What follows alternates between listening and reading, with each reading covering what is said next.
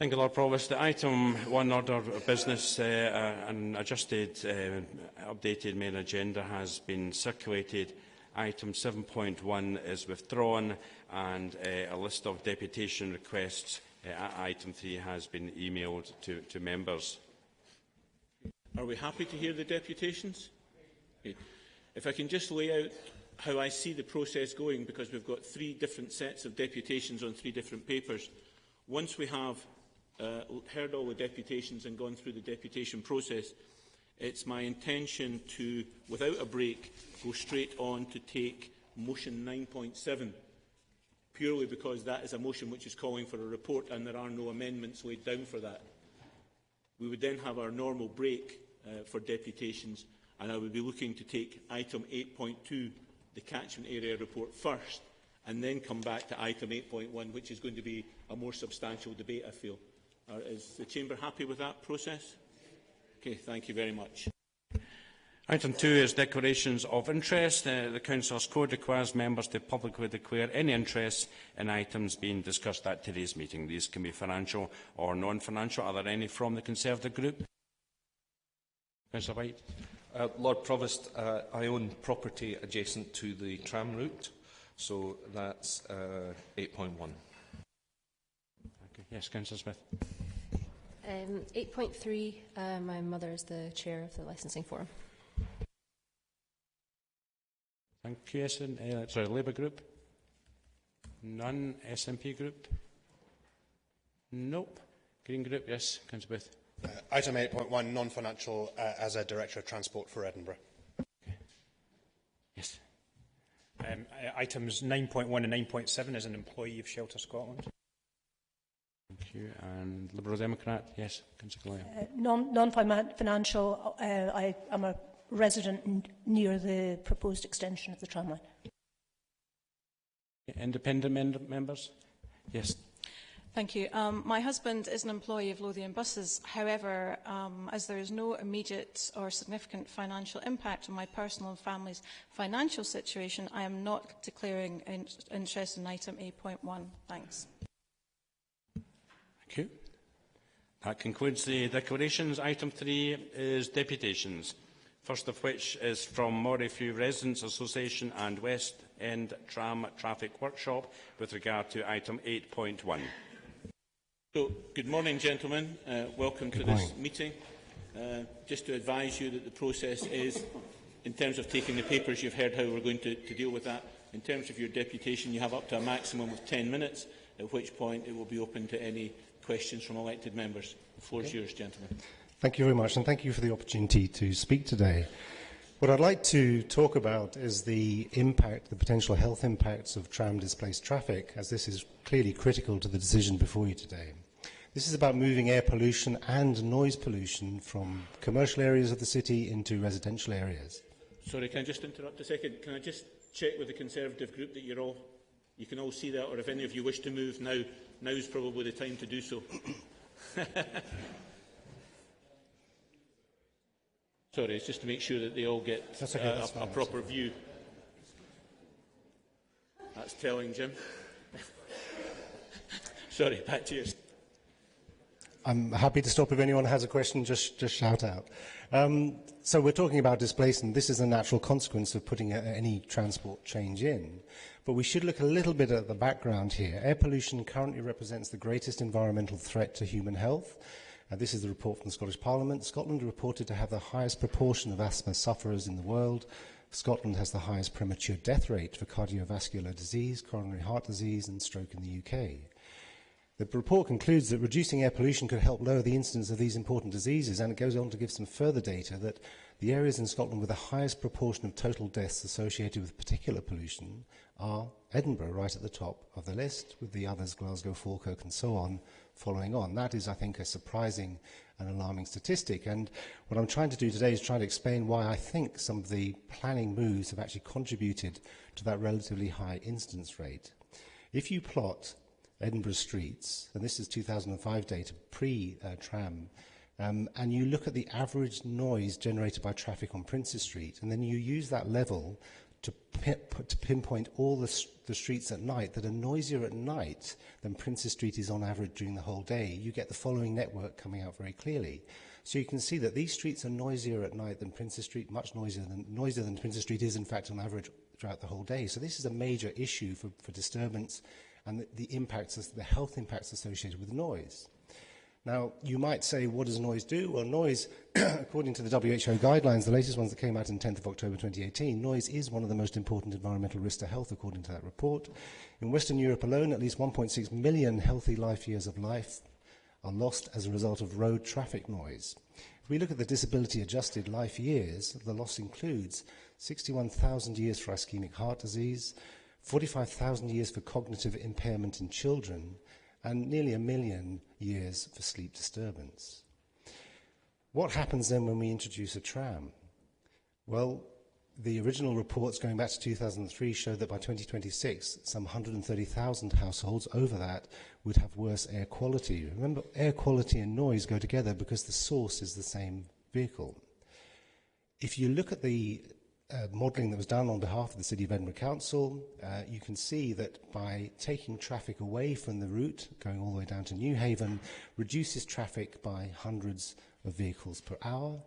That traffic has to go somewhere, so it's displaced into adjacent streets. Those adjacent streets become more polluted and noisier, and you can see that actually it has an impact on schools. Schools are traditionally put away from the main drag. They're put into quieter streets that are safer for children to walk to and less disturbed.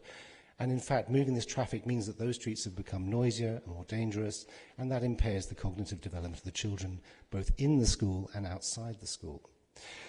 When we started to see pollution from the first traffic diversions, we saw a massive jump in pollution in the area highlighted, and this was the start of monitoring to try and see if we could understand these impacts.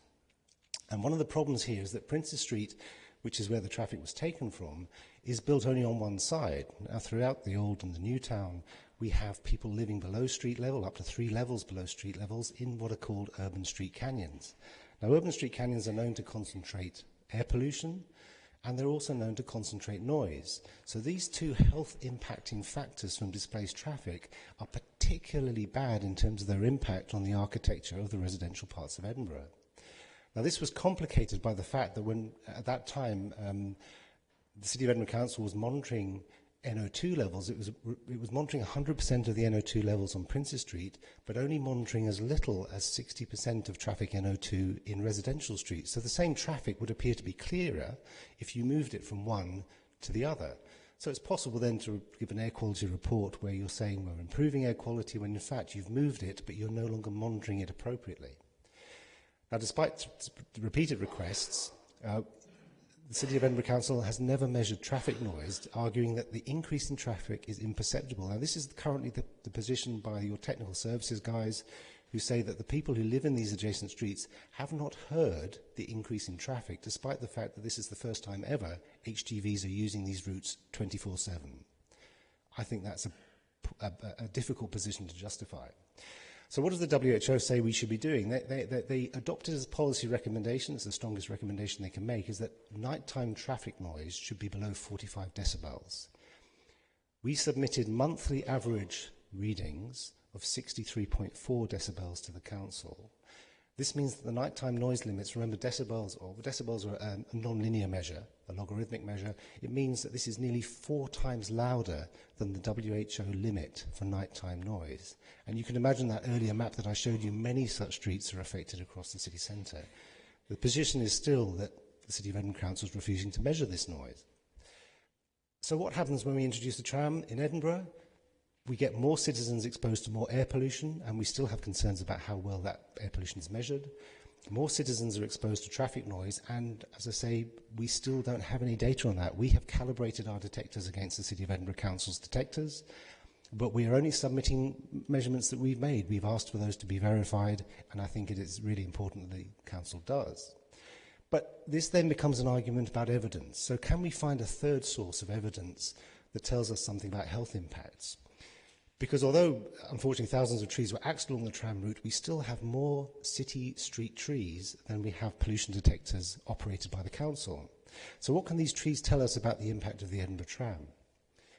Here I'm pointing back to this map and a study that's been conducted by the Royal Botanic Gardens, SRUC and the University of Glasgow, where 3 sites have been looked at: the Meadows, the Royal Botanic Gardens and the Morifew Gardens, which is one of these hotspots in terms of pollution. If you think about studying a tree, one of the most sensitive parts of the tree is the lichen population. In Europe, lichens have been used as sensitive bioindicators of air quality for more than a century. There are lichens that are specifically sensitive to different pollutants, including acidity, nitrogen, heavy metals, and so on. So there's a very sensitive population there, a diverse population that can be used to look at the impact of pollution. In this particular case, lichens are an equivalent to an early warning canary, and if you see damage on lichens, you can associate that with air pollutants. So what did we see from the results of the Royal Botanic Gardens survey? I was very, very upset to learn that all the nitrogen-sensitive lichens are now dead in this garden. It's the only garden of the ones that were looked at where this is true, but all of them are dead. And the air pollution levels are now so high in this city centre garden that it would be illegal to grow food for human consumption. So this garden, for the first time in its history, is now so polluted it cannot be used for, doesn't meet any of the tests for agriculture, and we are seeing all the nitrogen-sensitive pollution, nitrogen-sensitive species dying off, and that's only one pollutant of the many that come from the tailpipe of vehicles that are now using these routes.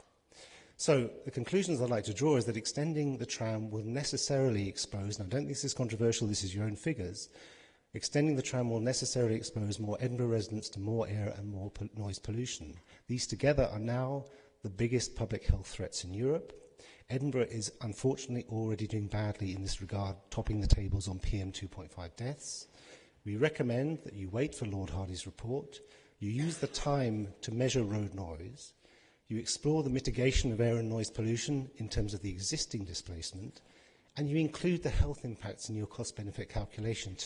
So to go forward without thinking of the impact on people in the wider area is I think, an inappropriate basis on which to try and monetize and work out what the investment returns will be to the City of Edinburgh Council on this particular infrastructure.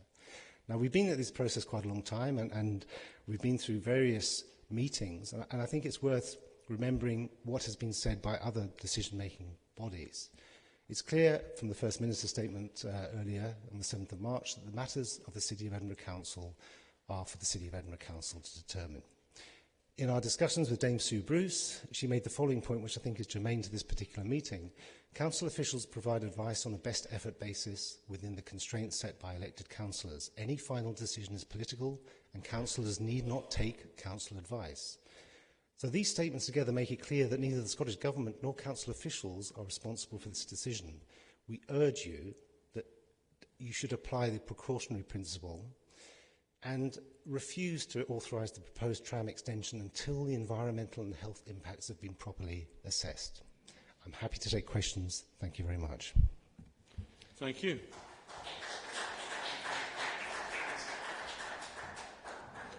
Councillor Cook.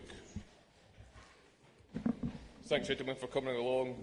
Very well researched and compelling presentation. The Conservative group will be putting forward today that the project doesn't proceed for a number of reasons, some of which you've highlighted in your presentation. If, as is anticipated, a majority of councillors in this chamber do vote for the project to proceed, the Conservatives are the only group who have called for baseline traffic modelling data and pollution monitoring to take place along all diversionary routes.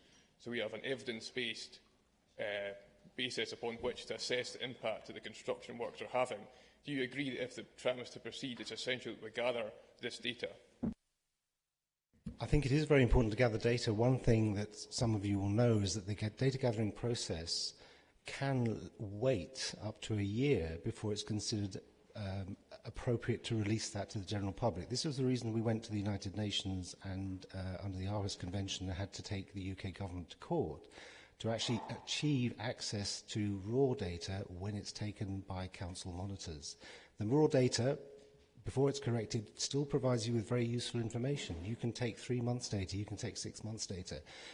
The other point I'm trying to make in the presentation is that we already have communities in trees at different levels across the whole of the city, which will provide you with a very sensitive bioindication of what is happening today. You will be able to look at what changes have been made to the distribution of traffic and work out what the likely impact is going to be. Because all the way down to Newhaven, you have tall buildings, closely separated. You will have exactly the same problems. And there is a lot of, I'm afraid to say, very poor science in all of this. We are hoping that there's going to be more work done on this. There is a lot of interest in the Internet of Things, a lot of interest in citizen science.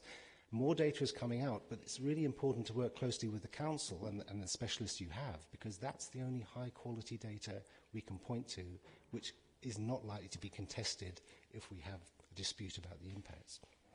So I agree with everything you're suggesting.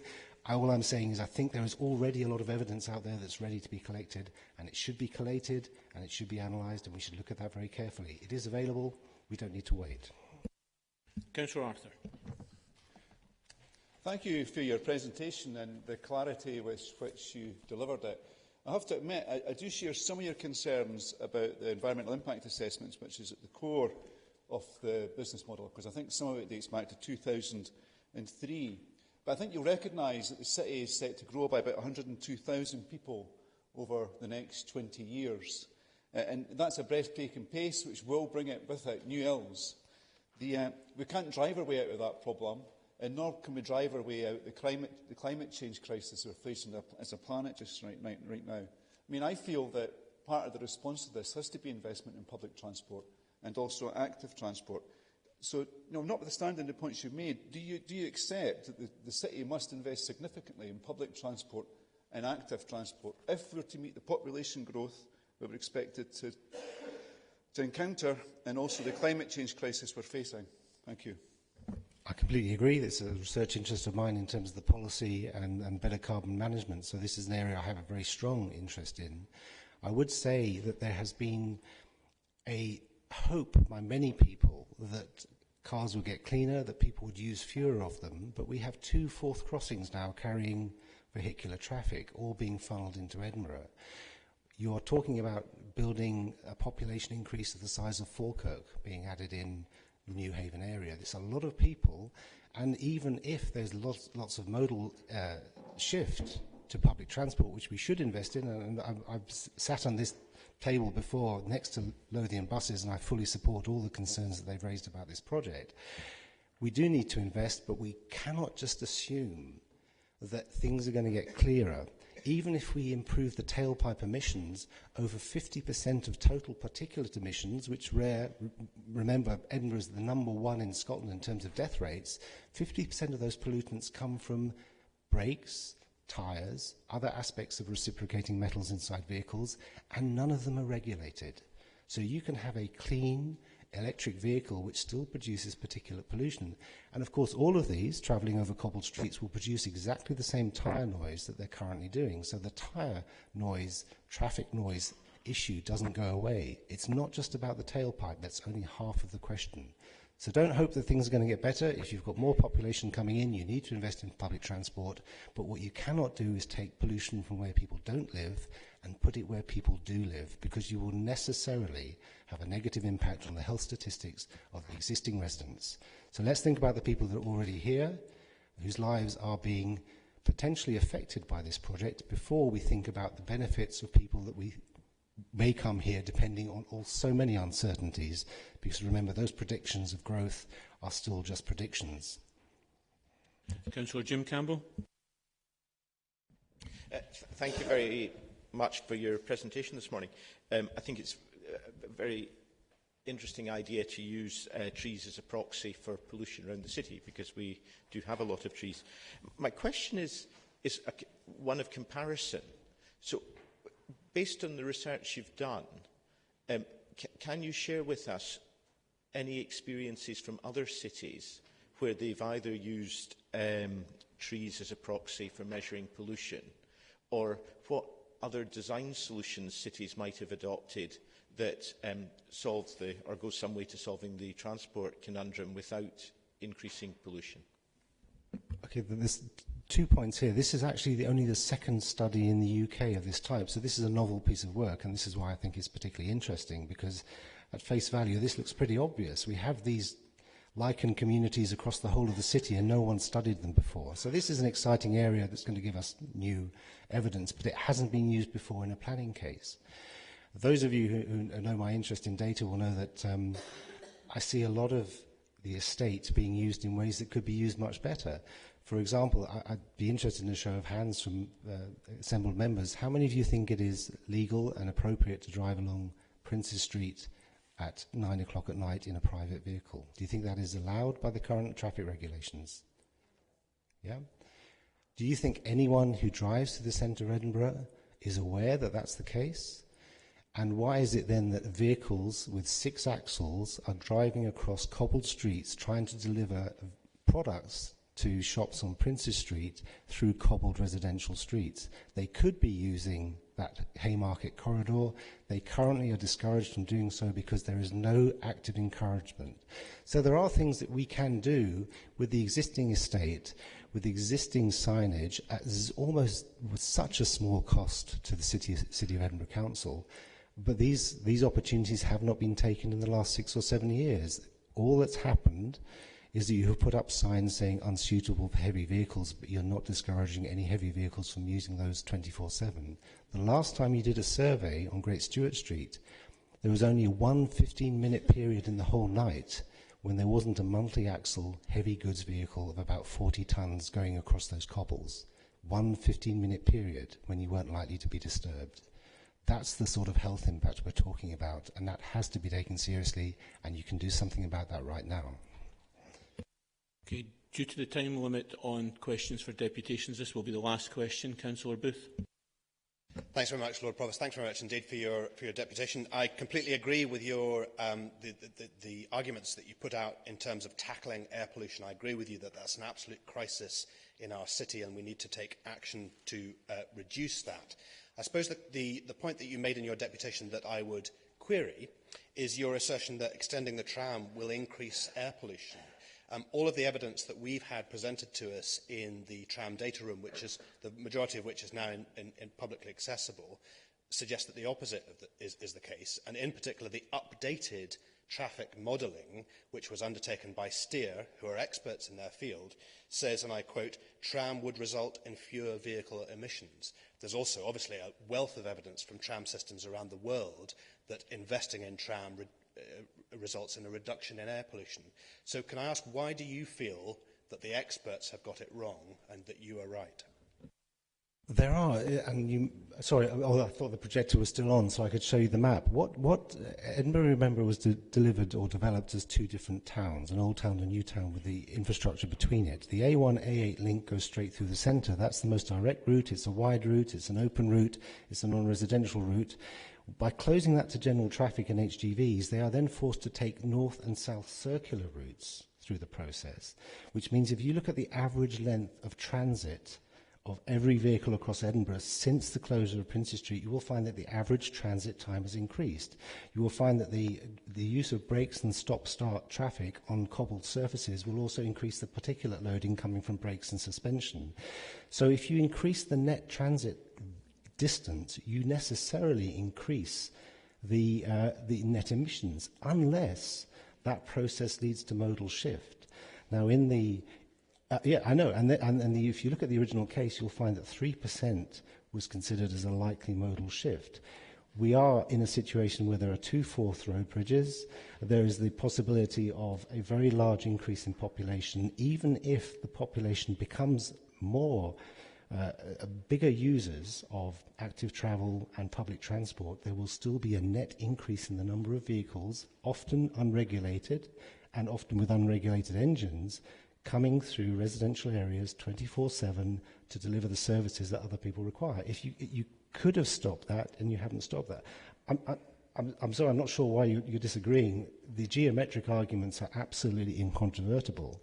And the other factor I've raised here is you're taking it from a place where the pollution can be dispersed, and you're putting it through geometries where that pollution is concentrated and the noise is concentrated. It's a smaller population. it's a more static population, the net impact on pollution exposure per person necessarily goes up markedly. Anyone who's arguing anything differently, I'd be happy to see their data, but there is no geometric argument in favour of what you'd been told. Okay, thank you very much for your deputation and on the methodology in answering the questions. Thank you.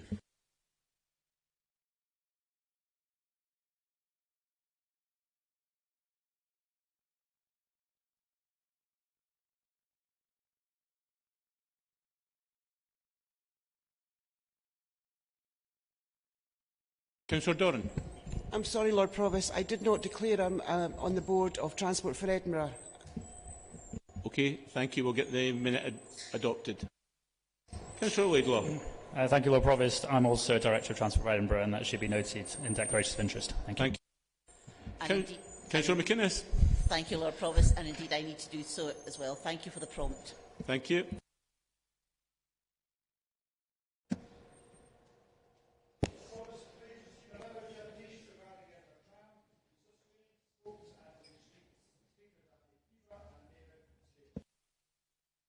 Good morning, gentlemen. Welcome to today's meeting. I think at least one of you has been here before, so might know the script, but you have up to a maximum of 10 minutes to deliver your deputation to the elected members, at which time, if there are any questions from elected members, it will be open at that point. The floor is yours. Thank you. Good morning. Sustrans is a charity that makes it easier for people to walk, cycle and wheel. Our vision is a society where the way we travel creates healthier places and happier lives for everyone. In 2013, Sustrans Scotland entered into an agreement with the City of Edinburgh Council to provide funding from Transport Scotland to deliver an exemplary design for Leith Walk, which would enhance public realm and enable a greater number of journeys by foot and bicycle. Sustrans Scotland was invited to join the design team and attend regular design meetings. The Leith programme, as it was known, delivered segregated cycleways from MacDonald Road to Pilrig Street, bus stop bypasses on segregated cycle lanes, two-stage right turn on MacDonald Road Junction to facilitate safer crossings by cyclists, extra-wide pavements to the foot of the walk, and a high street feel. Also, single-stage pedestrian crossings, priority crossings on side roads, and frequent crossing points. The Leith programme agreement expired in 2016 with the intention that subsequent phases of that work, phases 5 and 6, would be carried forward should a tram extension to Newhaven be approved. Release of draft plans for the tram extension in early 2018 prompted a strong initial response in relation to active travel provision. At this point, Sustrans and others raised concerns about the negative impact of a tram extension on active travel in the area.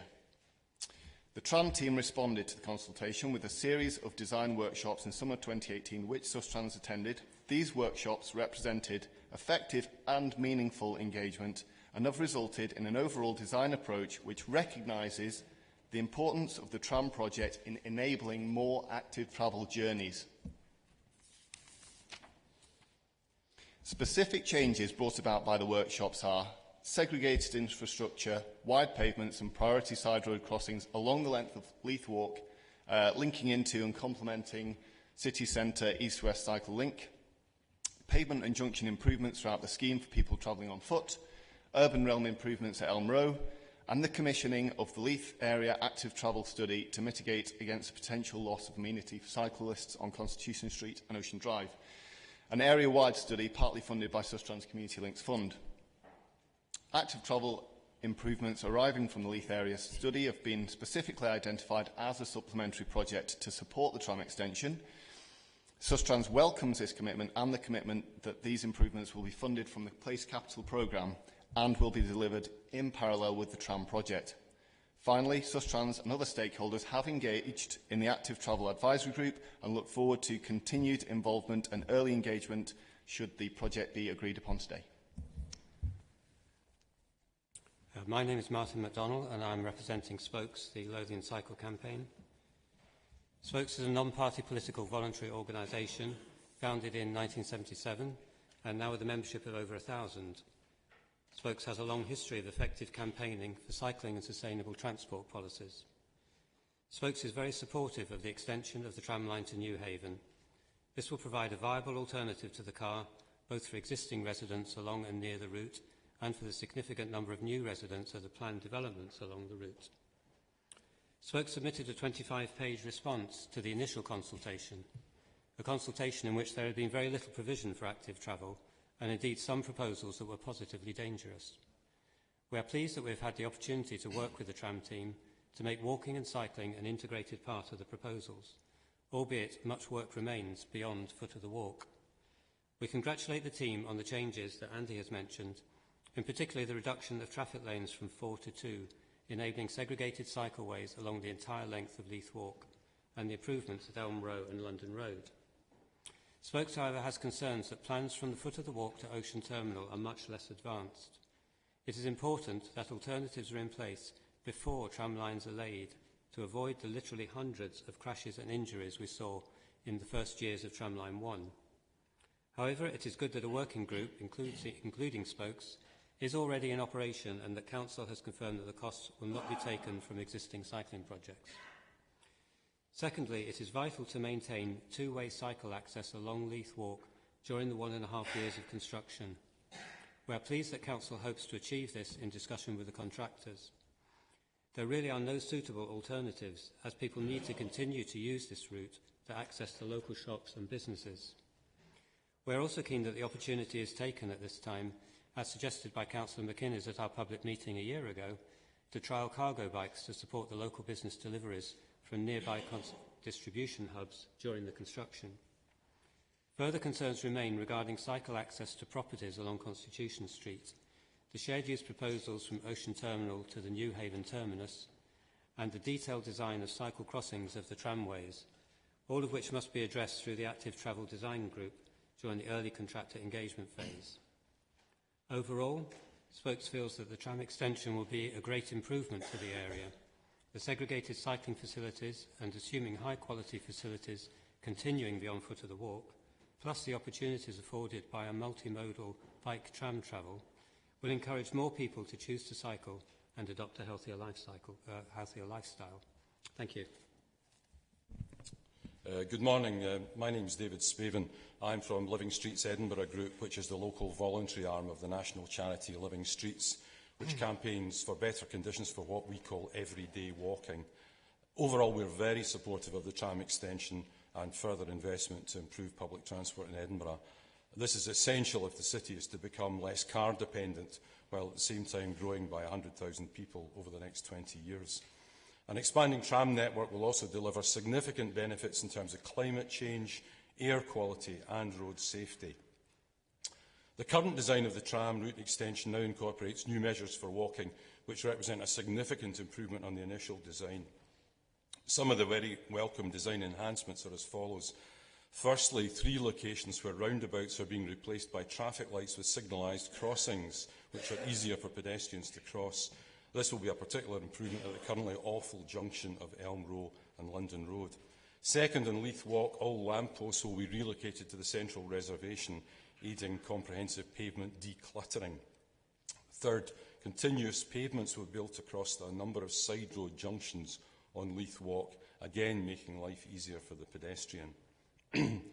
However, the current design is by no means perfect for pedestrians. We're very concerned about the plans to create 3 more floating bus stops on Leith Walk. That's where the cycle lane runs behind the bus shelter and cuts off the main pavement from the bus stop.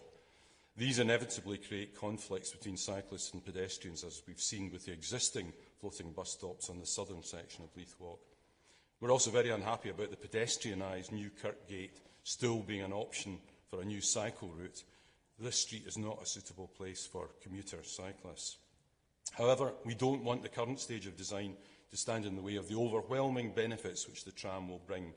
Rather, we'll press the case for the strongest possible protection for pedestrians in the forthcoming detailed design phase to ensure that the safety and convenience of walking is prioritised and that pedestrians experience conditions which reflect their proper place. Firstly, asserted in the Council's own street design guidance, and secondly, at the top of the transport hierarchy laid down in Scottish Government planning policy. I'd like to conclude on a personal note, if I may. Most of you will be aware that hundreds of cities across Europe have modern tram systems, not least in Germany. I've been to Germany many times, including a place called Nordhausen, which has 3 tram lines totalling 18 route kilometres, and that compares to Edinburgh's 1 tram line of 14 kilometres. I'm sure some of you may be wondering why you've never heard of Nordhausen.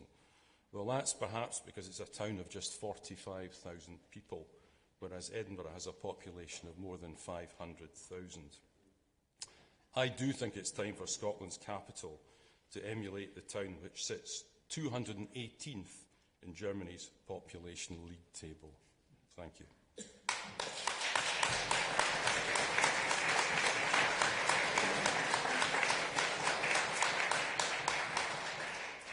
Thank you very much, gentlemen. I have a question. Councillor Booth.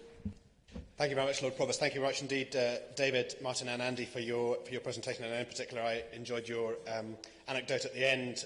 David, I've lived in Germany myself and absolutely share your reflections on that.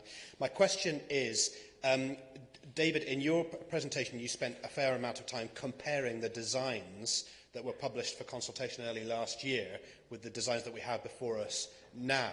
But can I invite you, in particular the other two perhaps, to compare those designs in terms of the provision for active travel, and in particular what you feel the impact will be in terms of air pollution?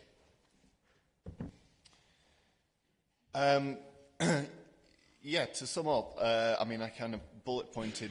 The initial designs were quite skeletal and, I think, technical, and it was perhaps not an ideal thing to even publish those in the first place. Given that it was obvious that the design was not something that fulfilled all the aspirations that everyone knew that we had. However, there was then the process, which was genuine, and I've rarely seen actual engagement like that that's resulted in a much, much better design and has taken aboard these aspirations. And key things for me have been the completion of the cycleways, obviously retaining the public realm, and a key point in that, and a lot of clever engineering and transport modelling and planning has gone into to reducing the carriageway width on Leith Walk. I mean, obviously the scheme's longer than that, and there are other things, but that was a key thing, a kind of wake-up moment. We can't fit absolutely everyone into this space without consolidating what we're doing with the carriageway itself. And they took that step with political support, I think, and designed that up, and that has enabled something that makes sense, in my mind, for all the users, and air quality-wise would reduce the number of private vehicles and enable more active travel journeys. And then there are just little things throughout that we've worked with and spoken to the team about, such as the link into the North Edinburgh path network at the Newhaven end. Wasn't quite worked out there. It was kind of, a bit of a, it wasn't worked out, and now there is proposed a ramp up to that and a good crossing. Things like there's a bus turnaround at the where the coaches come in for the ferries. That's been improved. So throughout, there's been a lot of talk on every detail. So. I think I'd just add to that some of the changes on Leith Walk, which have made it easier for turning movements on and off the walk. The initial proposal had a median strip running all the way down and very few opportunities for turning right across the road. But now I think there's going to be more signalised junctions, making it safer for people to cross, and gaps in the median strips so that the whole area is more accessible, which will make it a lot more convenient for people to cycle and hopefully encourage a lot more people to adopt active travel as a way of getting around. To be honest, I think the initial design was very poor, and from a pedestrian point of view, it involved sweeping away a number of pedestrian crossings on Leith Walk and some pretty drastic narrowings of pavement, which is the opposite of what we should be doing. And a lot of that has been addressed. Not all of it's been addressed, but I think with goodwill we can get everything right in the end.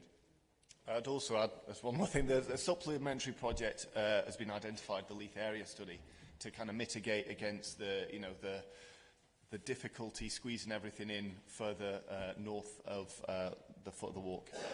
And that, the commitment to deliver that alongside the tram project, I think is very important. Councillor Munro. Thank you, Lord Provost. My comments are with regards to the remarks made by Mr Spavin. Firstly, I concur with your comments with regards to the Kirgate and the clash between pedestrian and cyclists. I've already seen citizen justice being extracted in the Kirgate through conflicts between pedestrians and cyclists there. But I was also struck by your remarks about air quality. And as a representative for a ward that actually has 2 air quality management areas in Great Junction Street and Salamander Street, do you think that this project would actually positively impact on those 2 air quality management areas? I would certainly like to think that would be a major objective, and we know that trams reduce air pollution in the area they pass through. If it encourages more walking, cycling, general use of public transport, then I think that's something we have to go for. I mean, there's hardly a week goes by now without concerns being expressed right across the UK about the impact on public health of air pollution. So we've got to do everything we can, a combination of carrot and stick, and the tram to me is a big part of the carrot. Councillor Rose.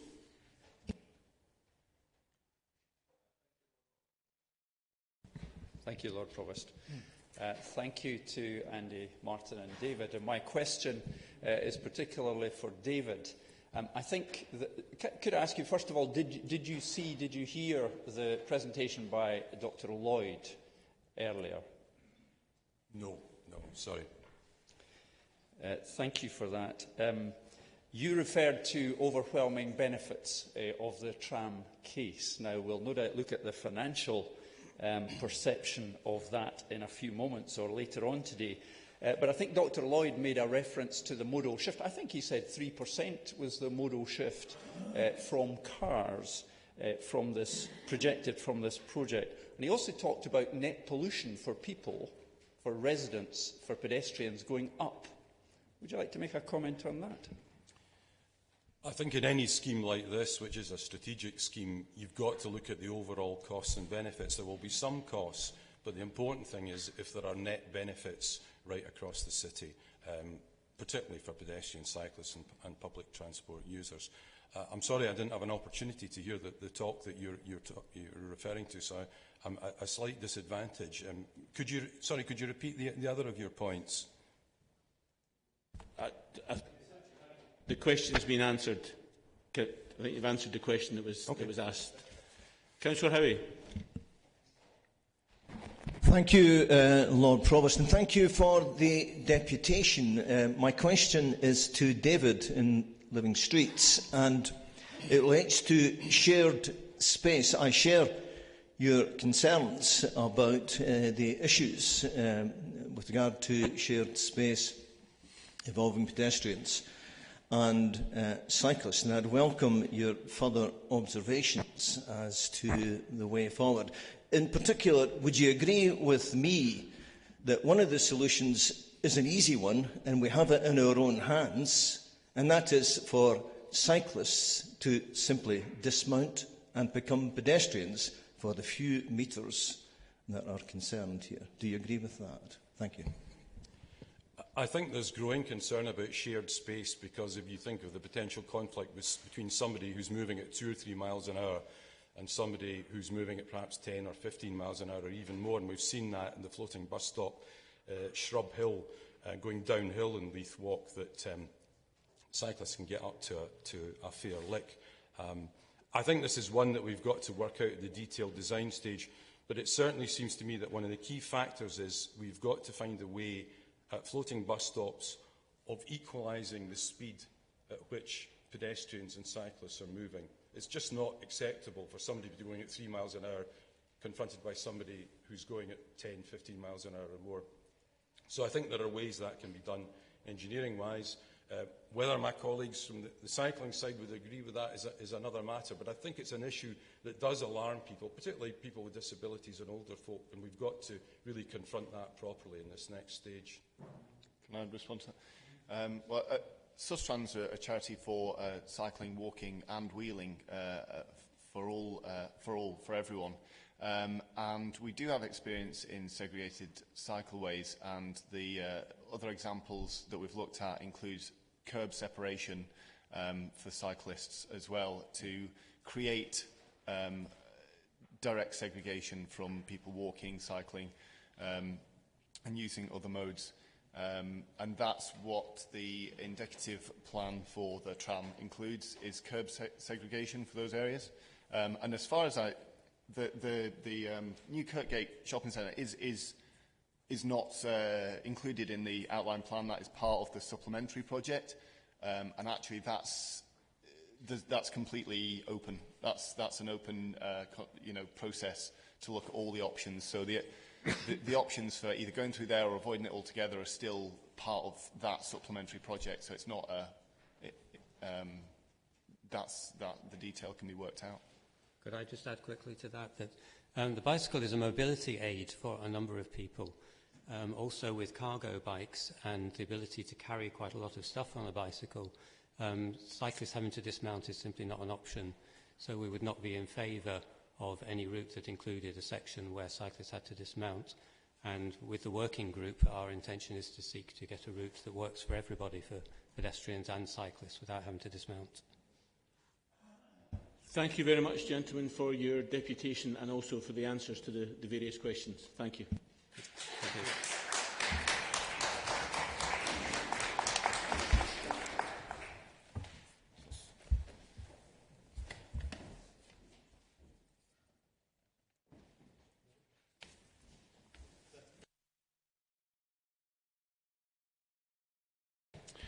Agenda item 8.1 is Edinburgh Tram, York Place to Newhaven, final business case.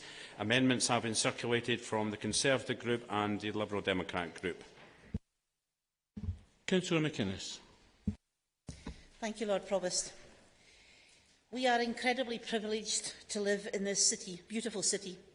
It is a privilege that we can expect to share with many more people over the coming years as education, high-quality jobs and an excellent quality of life for most, and continues to attract new residents in their droves. So why have we arrived at this moment in the city? We are here because this coalition recognises a need to future-proof the city, to acknowledge the impact that the expected 100,000 new residents across the next 20 years will have, to provide sustainable transport options for residents and visitors, to avoid the inevitable gridlock and its economic impact, to invest in our capital city's continued success. We have heard in these chambers and on streets around Europe of the need for us to seriously tackle climate change challenges. The building of a safe, secure and sustainable transport network has to be a fundamental foundation for Edinburgh's future. The status quo, frankly, is no longer a realistic option, but our choice is a stark one. It's develop or die as a city.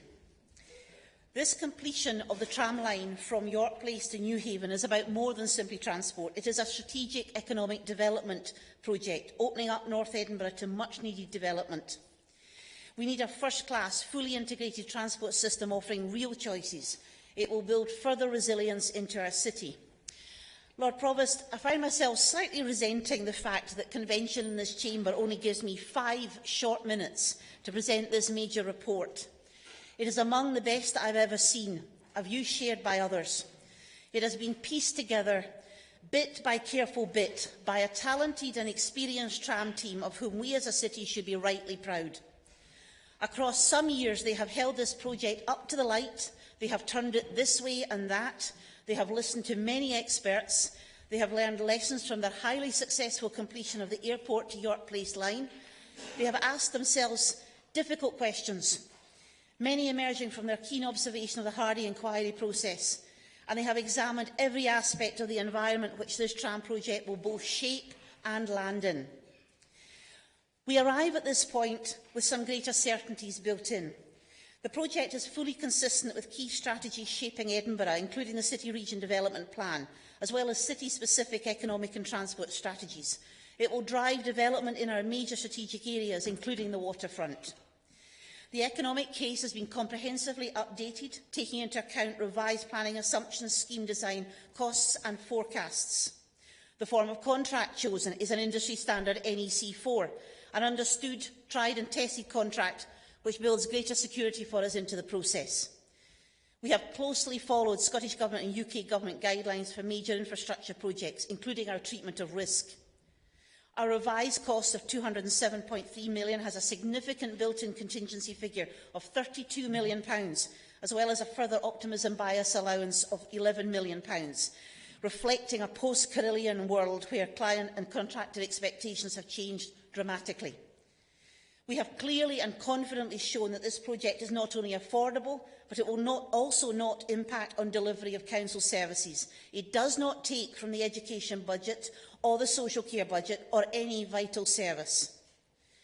The procurement strategy includes the use of a 6-month early contractor involvement period. We will have an opportunity to work in close collaboration to identify and iron out potential problems. This mitigates our risk greatly.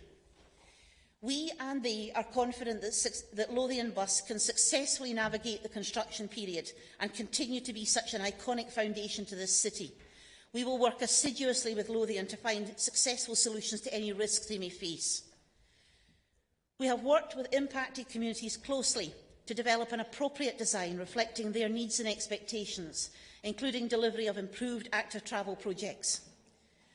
I cannot even begin to touch on every aspect of this final business case in the short time that I have, but what I can say to those people of our city who look back at the chaos of the first tram project, to those who very understandably fear possible spiralling costs and disruption, is this: we are in a different world today. There are very strong imperatives for us to take this project forward, but there is caution built into every aspect of this vital development. It is our responsibility within this chamber to make a serious, difficult decision on behalf of the city. We have all had an opportunity to pore over this exemplary business case, and quite frankly, there are no simplistic alternatives. We owe it to Edinburgh to undertake careful scrutiny in the debate to follow. It is a considerable weight on all of us, and I know that the Coalition has approached the full business case in a cautious, considered way. However, I ask you, in particular those who have already turned their face against the progress that this decision delivers, this: if not this, then what? If not now, then when?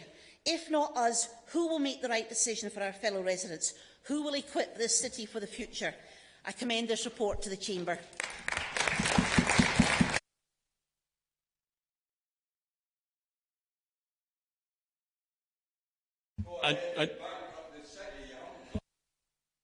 Can you please refrain from making a point?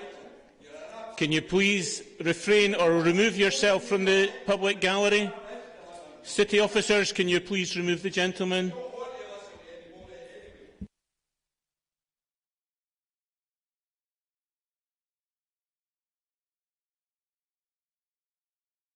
To second the paper, Councillor Doran.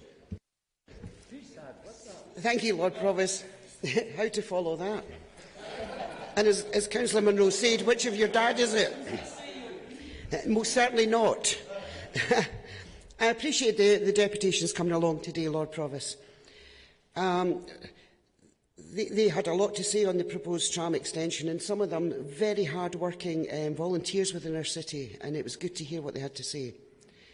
As someone who worked in Leith Walk for 24 years and lived through the previous works day in and day out, I'm very much aware that residents and businesses are apprehensive, given the disappointment of living and working through the works previously, with no end result. I believe today that we can now rectify that. I've listened to my opposition colleagues talk of their concerns about the proposal, I should say.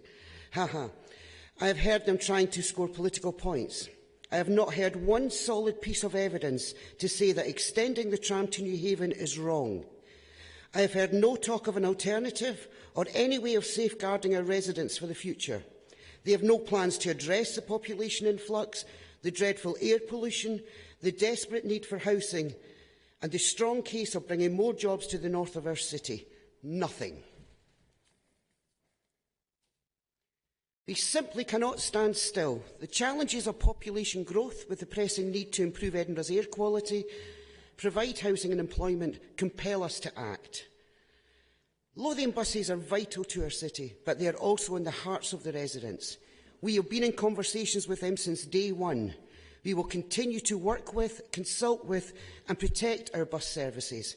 Integrated transport is at the heart of this proposal and always will be. I believe this is a strong proposal. I believe the team who have worked on this proposal are dedicated, knowledgeable, many of them already achieving the highly successful tram for our city. I believe lessons have been learned and is clearly seen by the tram being driven through our streets today. It is time for us to finish the job, and our job is to safeguard the future of our citizens. I am proud to second this motion.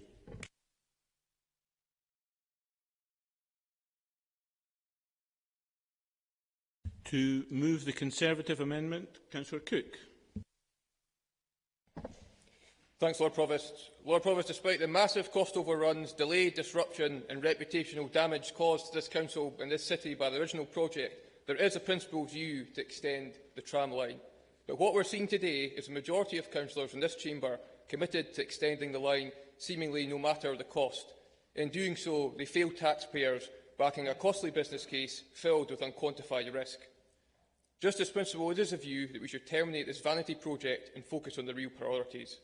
An already expensive project, previously estimated to cost £165 million, has now ballooned in cost to £257 million. Now, it's claimed that the additional £50 million Oxford Global contingency doesn't conform to government guidance, but history tells us full contingency money will be exhausted, as they were pre- and post-mediation on the original project. It should be in the base case. For context, this extension would cost £93 million per mile, which the original project ran 3 times over budget, was eventually delivered for £89 million a mile. The cost is even more ludicrous when you factor in that you own the tram cars, tracks and substations. And astoundingly, there are 1,200 conflicts remaining below Leith Walk, many categorised as high risk.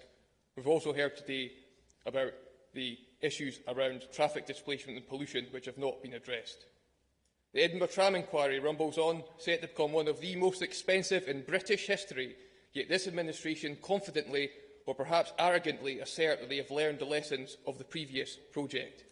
But the proposed extension, already subject to years of delayed decision and huge cost increases, the inquiry conclusions are fundamental, otherwise we might well add in at least another £10 million onto the price tag.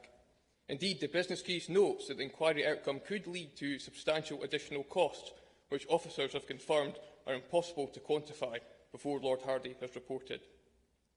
Similarly, there are several stress tests applied to the financials of the business case, as they should be, such as interest rate hikes or drop in tram patronage figures, but these are all considered in isolation. No worst-case scenario is presented where several things go wrong at once, as they so often do in real life. These are points that are laid bare in analysis by the Council's own auditors to Hugh Dunn, Head of Finance, in the document that was made available just 2 days before the Transport Committee. Lothian buses and its passengers will also pay dearly.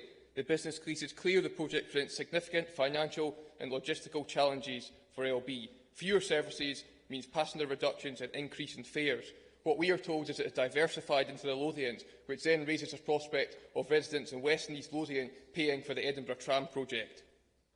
91% of Leith residents are happy with public transport provision in their area, but we all agree we must do something and agree that our city is growing and deal with that. But rather than pour money into the tram, £20 million dividend could in part be used to help deliver a world-leading low and zero-emissions bus fleet, along with road and public realm improvements which ease congestion and make it easier for the bus network to drive our city into future decades. Future ticket revenue from the existing line could be better ploughed into public services. And I ask fellow members, what greater investment can the public sector make than the workers of tomorrow? Let's be clear, contrary to SNP and Labour claims, spending money on the tram is a political choice. It is not a case of money for tram or no money at all. Lord Provost, when this was first considered by this Council in 2015, I led on transport for a Conservative group that stood as the lone voice of opposition to this project. Some members who are no longer with us went along with that reluctantly, and I have never hidden that fact. But today, the Conservative group speaks with one voice in opposition to this business case. And not only that, but we are backed by a broad number of groups from across the political spectrum, in this chamber and from right across Edinburgh society. This broad opposition speaks volumes to the fundamental flaws in this business case. Social care in crisis, homelessness services in crisis, a failing waste collection service. I could go on. Those are the priorities that this Council should prioritise and be expending its energy on. It's time the Councillors put the good of the whole city first by voting to terminate the tram extension today in the City Chambers, not at Newhaven. I move the Conservative amendment.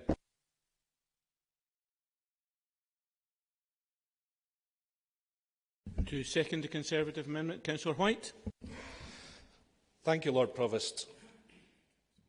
This is an interesting day. It's a day when I look back on the history of the tram project that got us here and look ahead to what might happen. And as I do that, what I see is a continuation of what has gone before.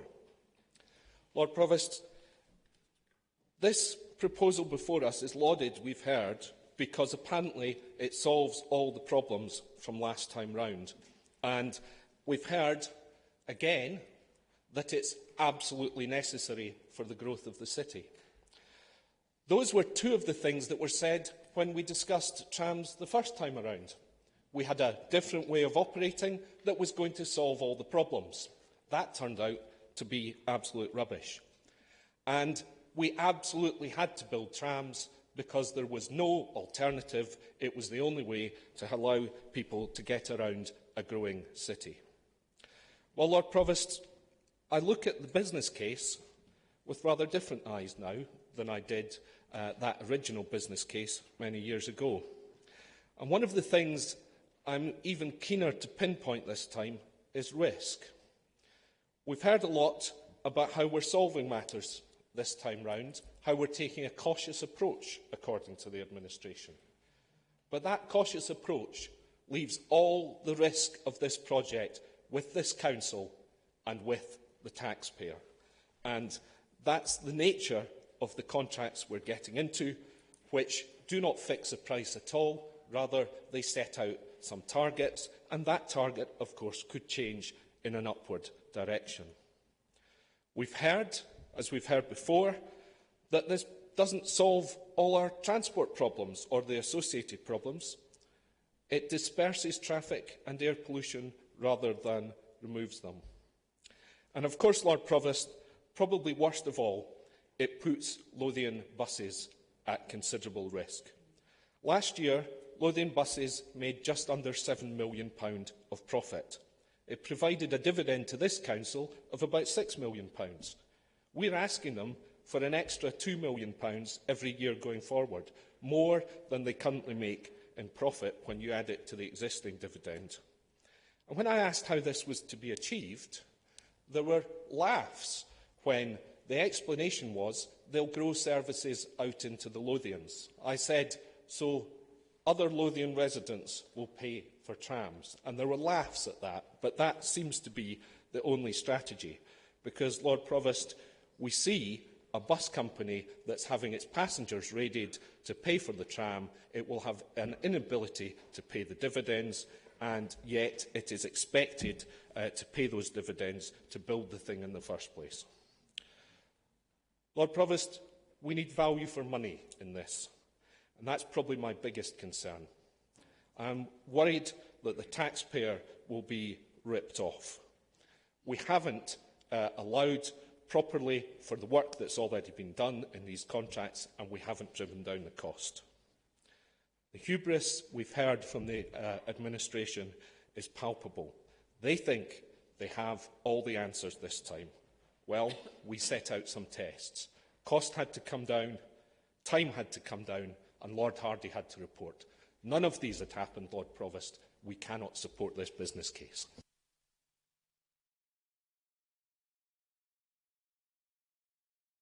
To move the Liberal Democrat amendment, Councillor Glower. Thank you, Lord Provost. I want to start, as I have before, by saying that I like the trams. I use them often. Many residents of my own ward and across the city use them. And I wish that the Liberal Democrats' proposal for the original full line from the airport to Leith had not been defeated back in 2011. But we are where we are. And where we are is an environment of enormous uncertainty, financial, economic and political. And the first huge uncertainty is Brexit. It might today be slightly less likely than it was a couple of weeks ago that we will leave the EU with no deal in a fortnight's time, but we might well find ourselves falling off the exact same cliff edge just a couple of months later. Even if Theresa May somehow manages to get her awful deal through Parliament on a kind of third-time lucky principle, the one thing we can be sure of is that any kind of Brexit will have an impact on the labour force, on exchange rates, on passenger numbers at the airport. How much impact? We have no idea. The financial case, as we've just heard from Councillor White, for the tram extension depends almost entirely on an additional dividend from Lothian Buses of £20 million over 10 years. And we know that the Lothian Buses Board has agreed to this in principle, but the uncertainties of Brexit will affect them too. Lothian Buses' operating profits might be hit by the disruption of tram construction. They might decide they'd rather spend some of the £20 million on replacing their fleet, perhaps with more of the new super buses that we've seen operating this week on the number 11 route.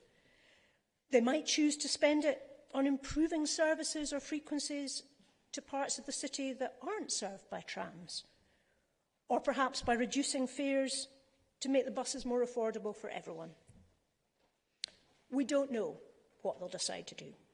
And the only way that we can fill that funding gap would be by digging even deeper into the city's reserves at a time of great uncertainty and of the financial constraints that we all know about that we were debating in this chamber just a couple of weeks ago. And finally, the Edinburgh Tram inquiry.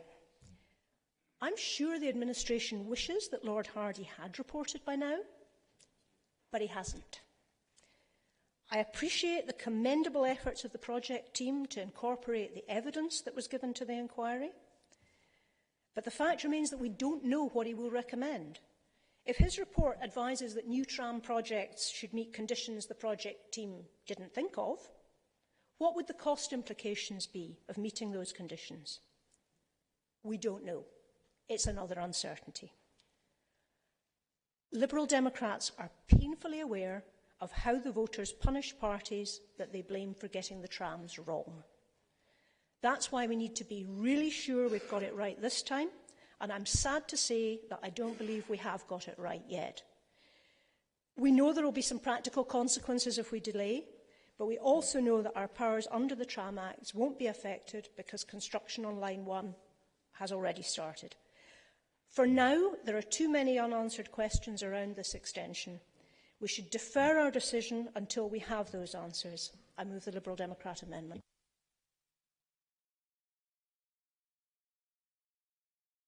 To second the Liberal Democratic amendment, Councillor Aldridge. Thanks very much, Lord Provost. And can I start, first of all, by thanking the deputations this morning who all gave really expert and well-informed input to the debate today, and also thanks to those who have contacted us by email, whether organisations or individuals, who've taken the time and trouble to try to help us make a better informed decision. I'm very grateful to them. Lord Provost, those of us who were involved in the original tram decision still bear the political scars, and we know that three things are inevitable. The first is, if it can cost more, it will. If it can go wrong, it will. And if it isn't nailed down in the contract, it will fly up and hit you in the face. And the problem with the decision that we're being asked to take today is that we haven't nailed down everything which should be nailed down. I'm personally a very strong supporter of extending the tram.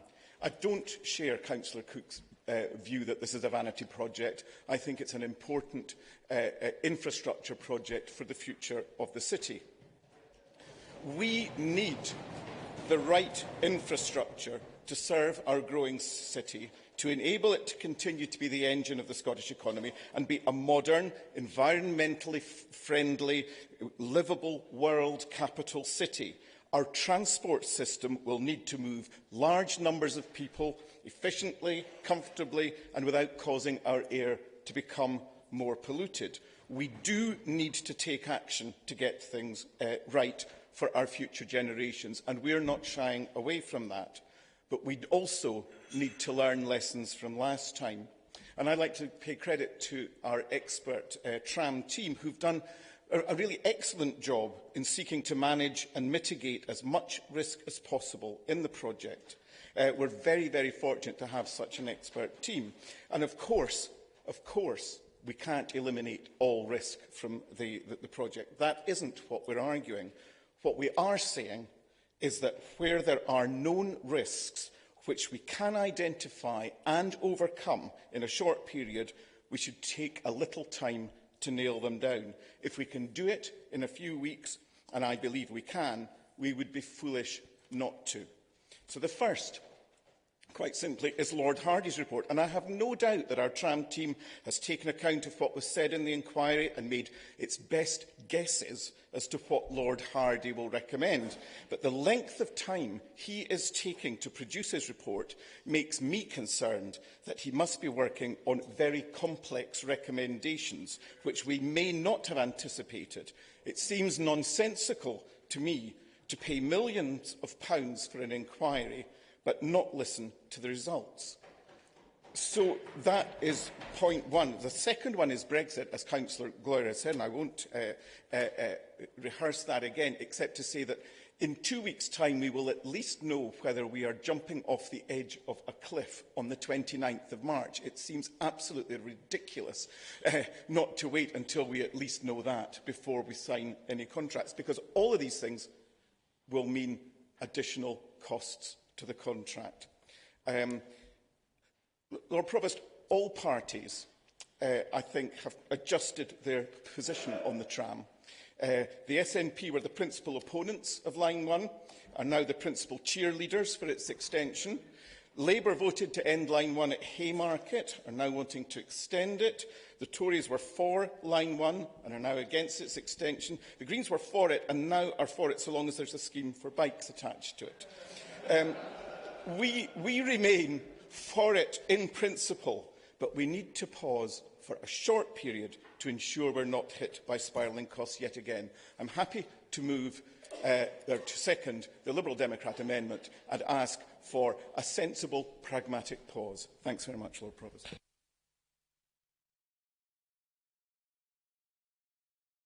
Councillor Booth. Thank you very much, Lord Provost. And as the only party that has consistently supported the tram scheme, I'm delighted to stand and say that Green councillors will be supporting the proposal before us today. Trams, in principle, are a good thing for the city. They carry more people more efficiently than other modes of transport. And the firm evidence, despite what we heard this morning, the firm evidence is that they do help to tackle air pollution as well.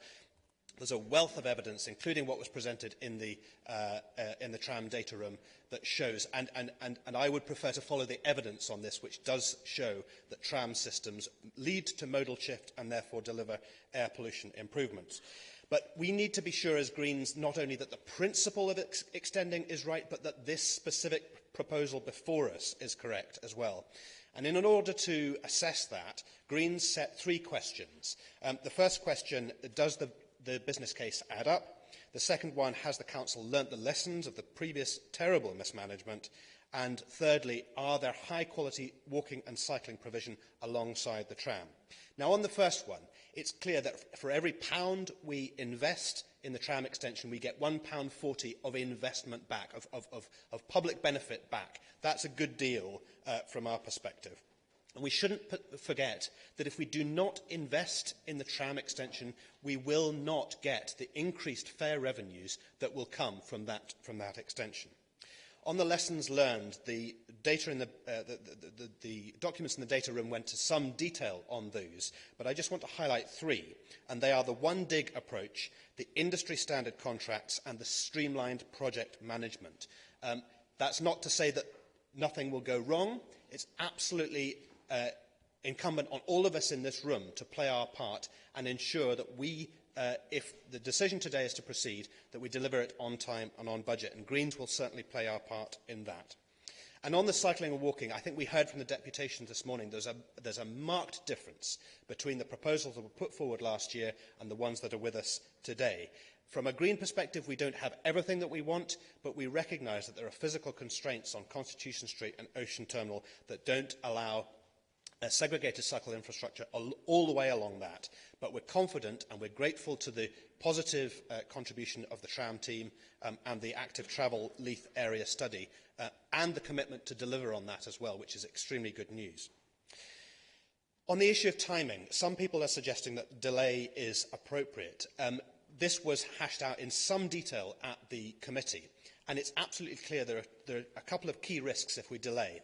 One is that we will lose key project personnel, and therefore there's a risk to the delivery of the project. But also, if we delay, there's a key risk in terms of cost overruns. We believe that the time to extend to complete the job is now. Lord Provost, I stand here both as the transport spokesperson and also as a Leith councillor. And as a Leith councillor, this is absolutely the right decision from my perspective. Leith will benefit. We will have better access to public transport. We will have better walking provision and better cycling provision. So from a ward perspective, I'm absolutely clear this is the right decision. Myself and my fellow Leith Walk councillor Susan Ray will keep a careful scrutiny as the project progresses, to ensure that the disruption to residents is kept to a minimum and businesses, but we believe this is the right decision. Finally, Lord Provost, I mentioned earlier that all of us as councillors have a duty to scrutinise this. Greens have spent many hours in the tram data room looking through the documents, and we've scrutinised the tram data team. And I would like to put on record my thanks to the tram team who have gone over and above, both to brief us as a group, but also to engage with residents, with community councils and with interest groups along the way. Conclusion, please. To conclude, Lord Provost, this is the right decision for our city. It's the right decision for Leith. We should get on. We should finish the job.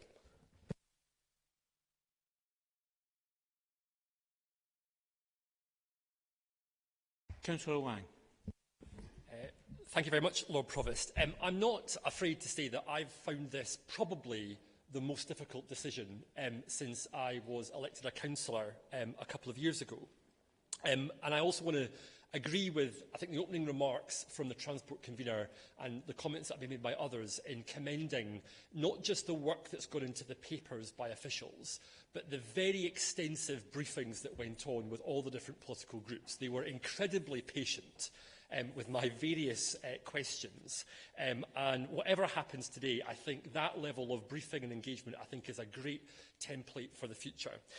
Lord Provost, there are two principal reasons why I don't feel able to support progressing the extension today. And the first is, and will not come as any great surprise, the issues relating to the Hardy inquiry. Now, over the last few days, there's been much amusement over this evening news article and the email which Councillor Rankin perhaps sent her constituents as though it's some sort of aha moment. Well, I don't think it really should have been an aha moment, because the view of Councillor Rankin has been known for some time. It's the same view of Councillor McInnes, the same view of Councillor McVeigh. In fact, it's the same view of the Greens, and in fact, it's the same view of the Liberal Democrats. And we know that because we only have to go back to the motion that was passed and voted for by all three groups in September of 2017, which said that we must allow the recommendations of the Edinburgh Tram inquiry to be incorporated into the project plans before contracts for the main construction works were signed. And if it was right then why is it not right now? And I want to be able to look my constituents in the eye, Lord Provost, and say, hand on heart, that every lesson from that first tram project has been learned. And we simply cannot say that today. Now, the second reason also relates to that same motion that was passed. And in fact, we brought forward an amendment which the administration accepted then, which said that, and I quote, the tram project must be linked to the broader transport requirements across the city.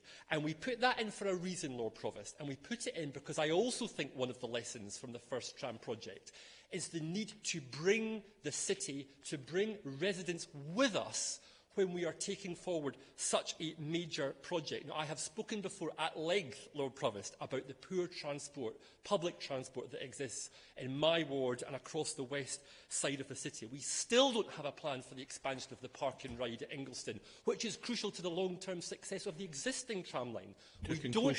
We don't have a plan for Dalmeny Station. We don't have a plan for bus priority measures. And I have no confidence, Lord Provost, that the amount of officer time that will need to go into this will not push that back even further. And for those reasons, Lord Provost, I support the Liberal Democrat amendment that's been brought forward today. Thank you. Councillor Bridgman. Thank you, Lord Provost.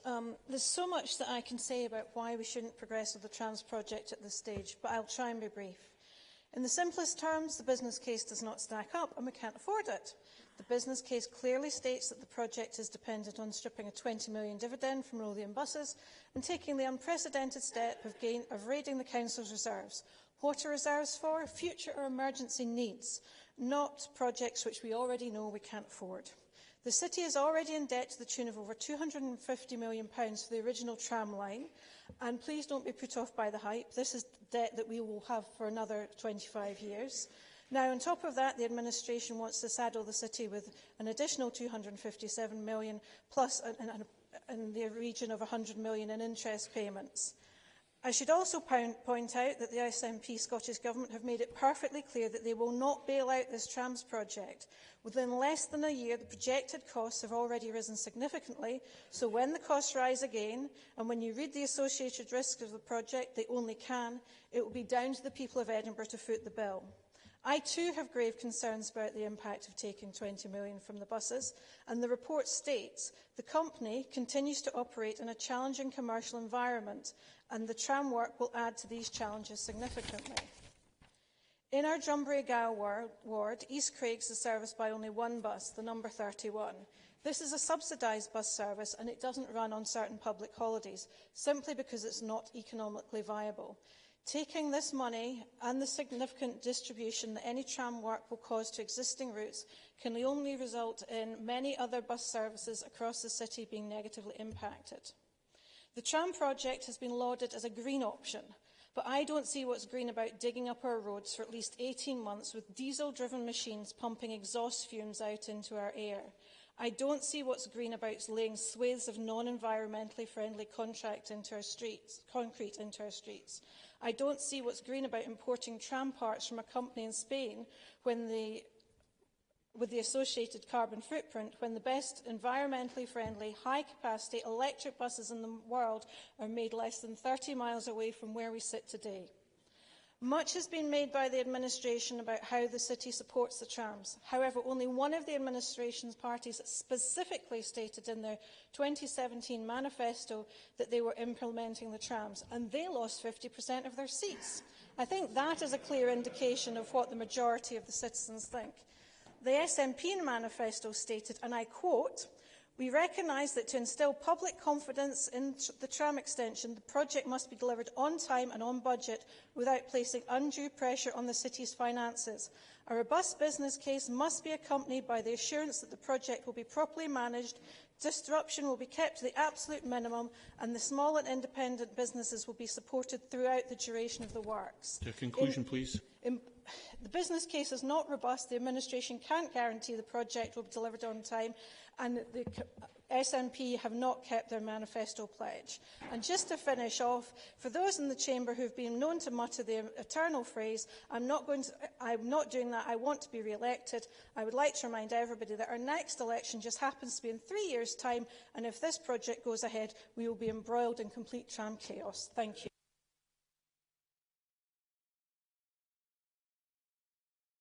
Councillor Webber. That was fast. Thank you, Lord Provost.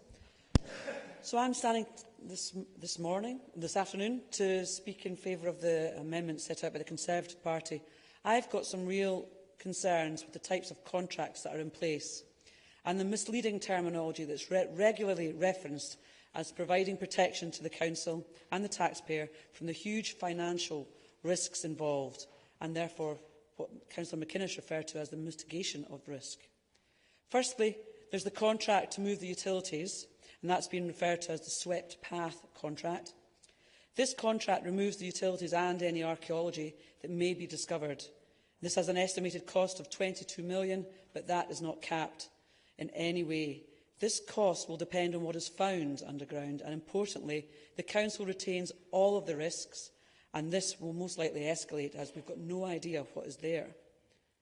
Secondly, there is the larger infrastructure contract. This is the one that does what it says on the tin and builds the lines, the stations and the overhead power lines. And every effort has been made in the report writing to lead you to believe that this is capped, but it is not. And much ado has been made about the inclusion of this target price.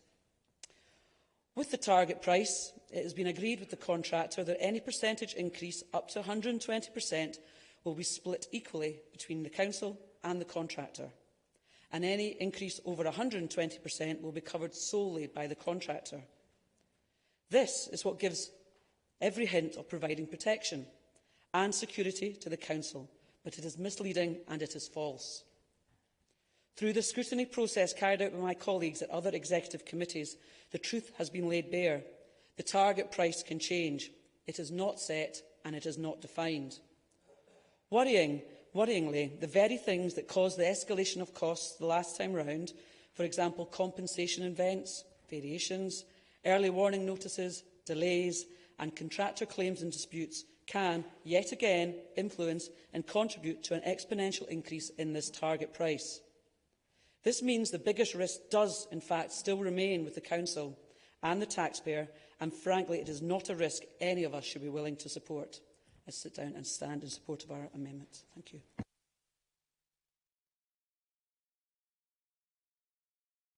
Councillor Munro. Thank you, Lord Provost, fellow councillors. The Conservative motion is a surprise in its heady mix of voodoo economics and misguided populism. But maybe they've been inspired by their colleagues at Westminster, where attempts at populism led to an early general election in 2017 on a platform of strong and stable government. And we all know how that's playing out, and a tawdry deal with the DUP to remain in office but not in power. The voodoo economics of the Conservatives are such that the UK has the largest debt in its history, £1.84 trillion. But the magic money tree has been found for the DUP, for the failed privatisation again of East Coast Rail, and although now retracted, nearly bore fruit for ferry contracts for a company with no ferry. And you have the cheek to say that you're worried about the taxpayer getting ripped off? The same approach has been taken here in the Conservative motion. Without any consultation with either the Board of Lothian Buses or with Edinburgh Tram, it posits that funding being used for the project can be used elsewhere.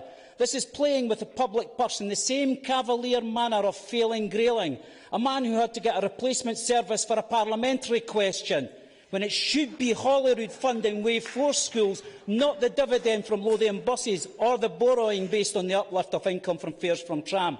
Disingenuous and dissembling, and you know it. You should take a look at the joint submission by Leith Community Councils, who state that, quote, "Our position of broad support for the principle of a tram extension has not changed. Your misguided attempt at populism goes against that view. The feigned concern for Lothian Buses is a bit rich, coming from a party that tried to privatise buses in 1989 with its Transport Act and has done nothing to repeal it. I don't recall any Edinburgh Conservative putting the case for the repeal of the Act, the biggest impediment for making the company even better. And until you do, I will judge you by your desire to privatise our refuse collection and other council services. And this chamber should do the same until you do speak up and out to repeal or reform it. The points made by Murray Few about pollution and asthma are highly pertinent to our deliberations today, as it's not just about the financial cost, and my analysis of the business case in the report before us gives us reassurance in that regard. It's also about the environmental cost. My ward of Leith has 2 air quality management areas, and Tram will help reduce the pollution impact here. Tram is one of many interdependent strands for travel for pedestrian upwards, which will enhance the city as well as our enjoyment of the city. This is about major modal shift in how we get around in a growing city with a growing population, a point made by Sustrans and Mr Spavin from Living Streets in his deputation to Council. Reject the Conservative motion for the cynical attempt at perceived populism that it is, and support the administration motion.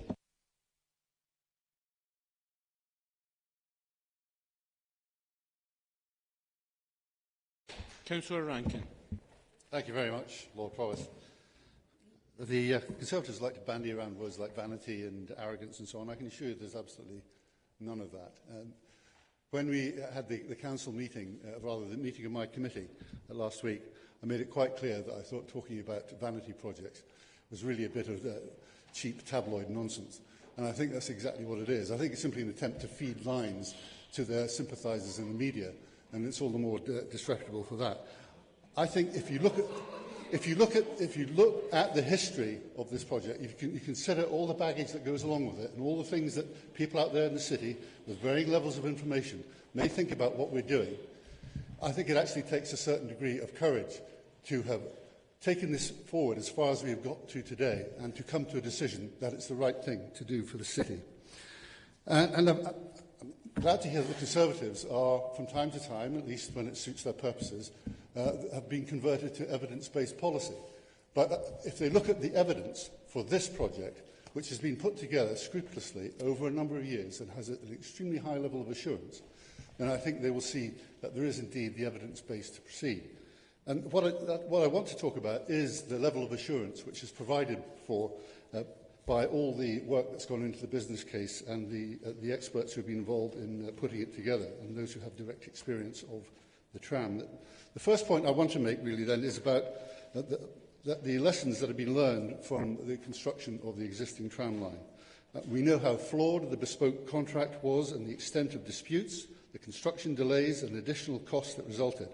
We also know how well the project proceeded following the mediation process, and I would like the Conservatives to address that point if they would care.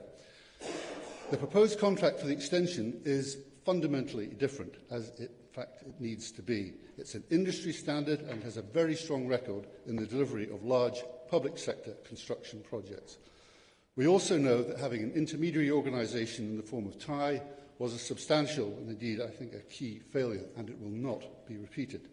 These key weaknesses are bound to feature prominently in the Hardy report.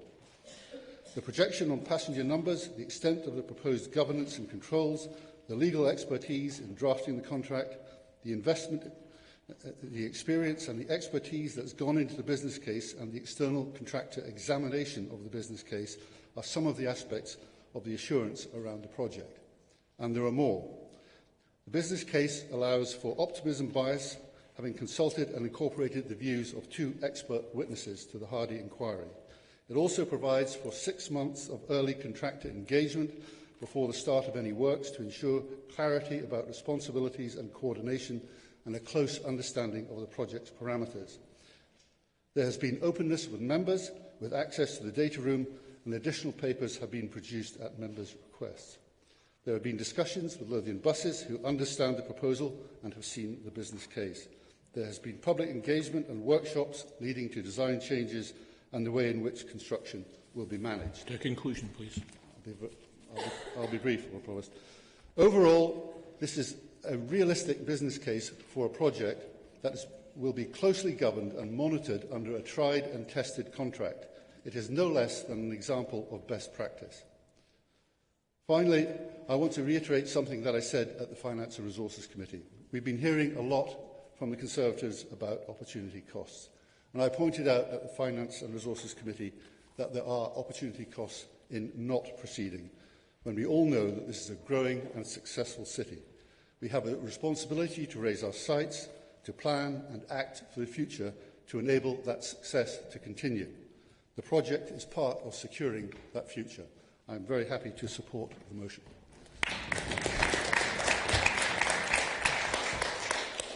Councillor Bruce. Thank you, Lord Provost. For the majority of people in Edinburgh, taking the bus is the easiest way of getting around the city.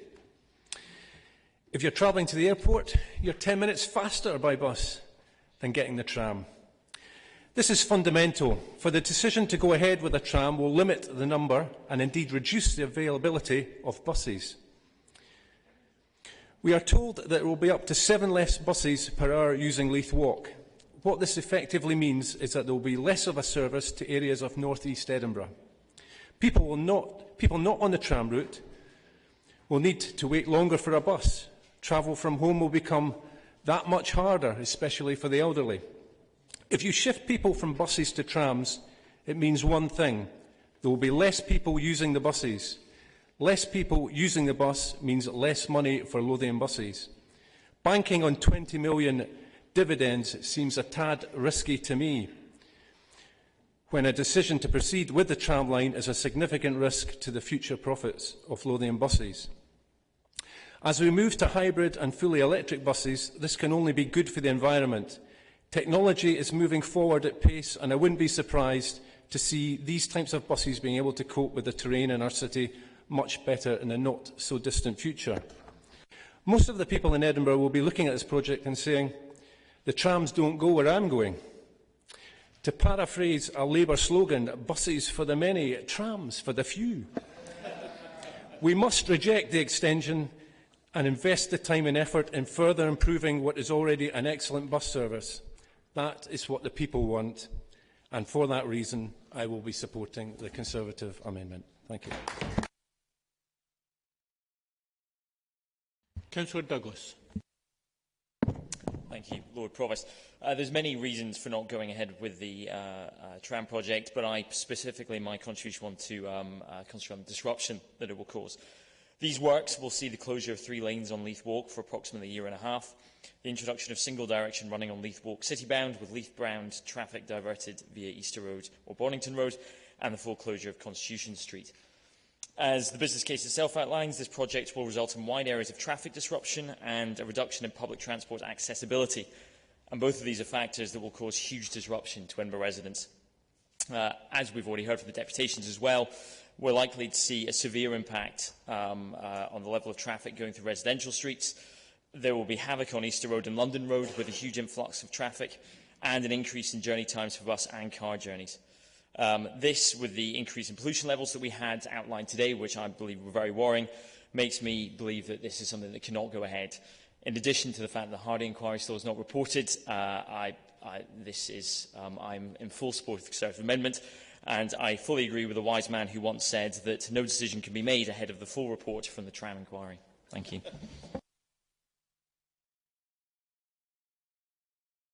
Councillor Mowat. Thank you, Lord Provost. We've been asked to approve the full business case for the extension of the tramline. Having visited the data room and read the full business case and underlying documentation, I cannot support this today. My colleagues in the Conservative group have rehearsed many of the issues, from the indecent haste to rush into the project in advance of Lord Hardy's reporting, the increasing cost and the casual casting off of the advice of Professor Flyberg on risk. Most concerning for me is the refusal to examine or engage with repeated questions about the impact on the air quality of the city. This is what is said in the Steer report on the environment, and I quote at 6.19, "We have not undertaken a detailed assessment of environmental impacts as part of this study. The securing of powers for the then Line 1 scheme included an assessment of environmental impacts and identified appropriate mitigation measures that were included in the scheme design and development." 6.20. The granting of powers implicitly suggests there will be no unacceptable environmental impacts for the full routes, brackets to Newhaven. That is the extent of what it says in the Steer report. We know that the granting of powers for Tramline 1A states there will be an increase in air pollution and the associated noise pollution, for it was detailed in the Mott MacDonald Stag report of 2003. This morning's deputation from the Murray Few showed a map demonstrating how the traffic has shifted and how the increase in pollution away from the tram route comes about. The Conservative group has asked in private briefings at the Transport Committee and in the data room, firstly, whether an assessment of the 2003 Mott MacDonald report showing the increased pollution on adjacent routes have been reviewed.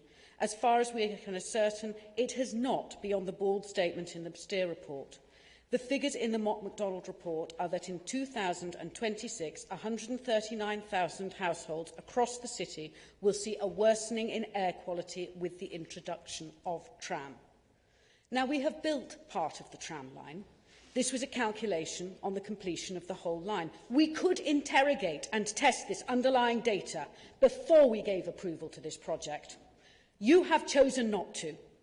There are no clear answers to the repeated calls by Conservatives for baseline and ongoing monitoring or a commitment to undertake this. At the very least, we should expect this to come out of this debate today. As far as I can work out, the logic being applied to this is that trams are good and we don't need to apply the precautionary principle on air quality because that might slow us down.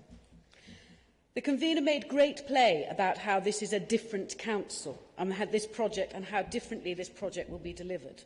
I know it is of some considerable irritation to her that some of us have been re-elected and survive as a memory of previous times. There is an implication that there was no scrutiny of the first business case or the project as it proceeded. Well, that first project was scrutinised, and if memory serves me correctly, we spent as much, if not more, time looking at business cases and background papers. I have lost count of the amount of times that Conservatives called for and were granted amendments calling for external scrutiny of aspects of the project to be carried out as it progressed and at key decision points. Every time those assessments came back, they were positive, giving us the assurances we sought right up to the time that the project had gone catastrophically wrong. I am not convinced these lessons have been learnt. And finally, I will say, it has been said before and I will say it again, until Hardy reports, it is foolhardy to presume that we know the lessons that will be learnt and how to fully de-risk this project.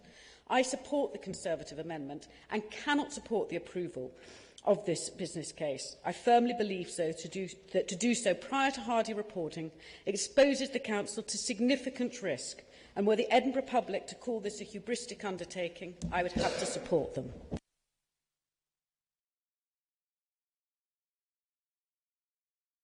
Councillor Arthur. Thank you, Lord Provost. At the heart of this proposal, we're talking about taking money out of a publicly run bus and tram service, and reinvesting that into public services in Edinburgh. I think that issue is right at the heart of this, and I think that's why the Conservatives are ideologically opposed to it. Because if they had their way under their ideology, the Lothian buses and the trams wouldn't be in public ownership, and we wouldn't be having this conversation right now. But notwithstanding that, this is not an easy decision, I don't believe. And I envy those that so far have spoke with great certainty on both sides of the debate. For the Conservatives, obviously, they're ideologically opposed of it, so we heard about the pessimism from them, the cost per mile, but not the benefits that the project would deliver, only the costs, about how the sensitivity analysis was not cumulative. If they'd looked at the Council website on the tram, that extra analysis was added this week at the request of what happened in the Transport Committee, which Councillor Cook actually attended, and he would have heard that discussion. And I think Councillor Moore suggested that Flyborg's analysis was disregarded. That's not the case. His analysis is why we have a 50 million extra contingency in place. So it wasn't ignored. Indeed, the pessimism coming from the Conservative benches on this, it's almost as if Eeyore is in the room doing the presentation for them. But if only the Conservatives in London had used the same scrutiny when looking at the Garden Bridge, £40 million spent on nothing, absolutely nothing, £40 million of taxpayers' money.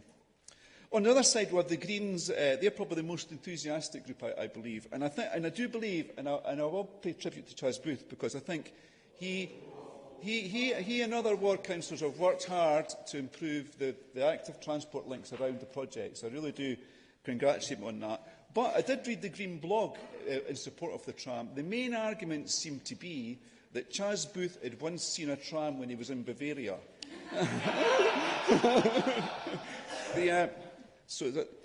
But back to the real world.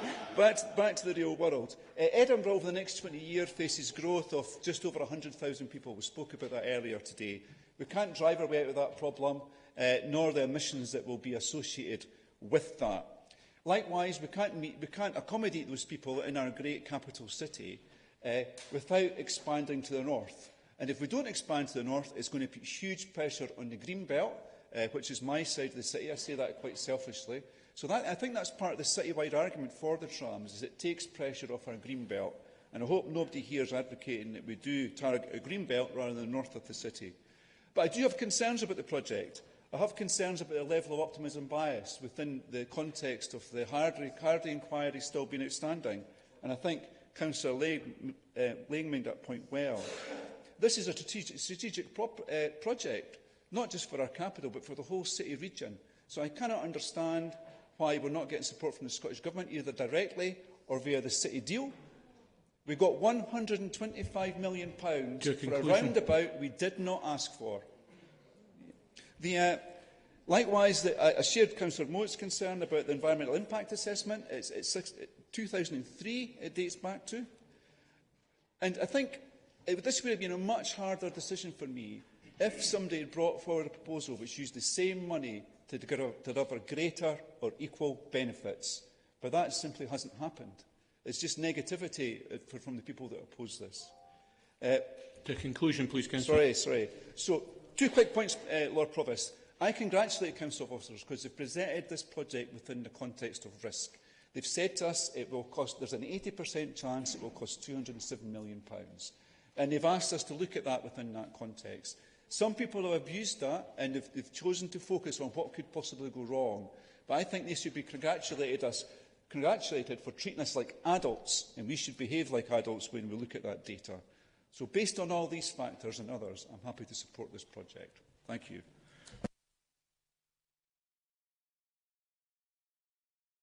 Councillor McVeigh.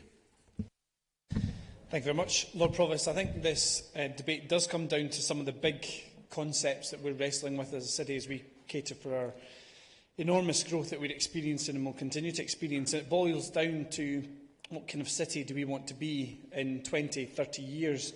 We will undoubtedly be a bigger city. We will hopefully be a richer city where more of our residents have access to the opportunities that exist here. But the question today is, do we have the leadership required to take the action necessary to be a sustainable city? Investing in our public transport alternatives that we need, or will we pander to a populist agenda?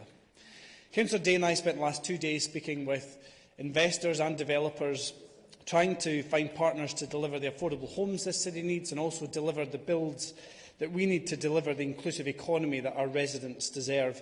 And each one of those investors and developers were saying to us very clearly that this is a no-brainer, this is an absolute essential for how our city will grow and grow sustainably and unlock development throughout this city, which will be of advantage to the city, not a burden to the city. I am disappointed, if I'm honest, with the Liberal Democrat position, because they say they support the scheme, but say now is not the time. They say we have the right team to deliver it, I think, from what they've said and the commendations that they've made, but haven't articulated the opportunity cost of losing that team through a perpetual delay to this project. We can't simply put our competent officers who, let's not forget, rescued this city's calamity project and turned it into a project which was delivered within a revised timescale and within a revised budget. We can't simply put these people in the fridge and let them dissipate into other things while we want to go forward. I think we have an opportunity to move forward with that team, which gives me enormous confidence. And until we get any form of timing, and I agree with Councillor Gloyer, do I wish the tram inquiry had responded by now? Yes, I do. But we've had utterly no indication from them as to when they will respond. But luckily, Lord Provost, they have confirmed in writing that the tram extension is not within their purview in one way or another. Contrary to some of the ill-informed and misleading comments we heard in the Chamber today, our approach does comply with the SNP mandate on this issue based on our manifesto. The £2.4 million support for businesses is absolutely in line with the commitment we made and I made personally as a Leith councillor to the businesses in my community, and the extensive engagement with the community on the designs and plans and the robustness of the business case, which our independent expert has described as the strongest he has ever seen in this process, is well within the mandate of making sure this project does not repeat the same mistakes of the past and is as strong and robust as it possibly can be. If others are setting a marker which is higher than the highest international standard, I'm not entirely sure what would ever satisfy them. This is not an easy decision, but it's the right decision. Our community councils have written to us in support, and people like John Tibbett, a community councillor for Leith Links, is a passionate supporter of this project and wants this project to go ahead like many Leith residents. Can I end, Lord Provost, by just saying Andrew Cubey of the Leith Trust, the chair of the Leith Trust, brought this to the board last week, 10 days ago, and the Trust unanimously decided to support this scheme. The Trust said, "We seek an inclusive Leith, economically viable, creative, caring, sustainable and rightly proud." Well, this administration agrees, and that's why we'll vote to take this project forward in the best interests of Leith and the entire city.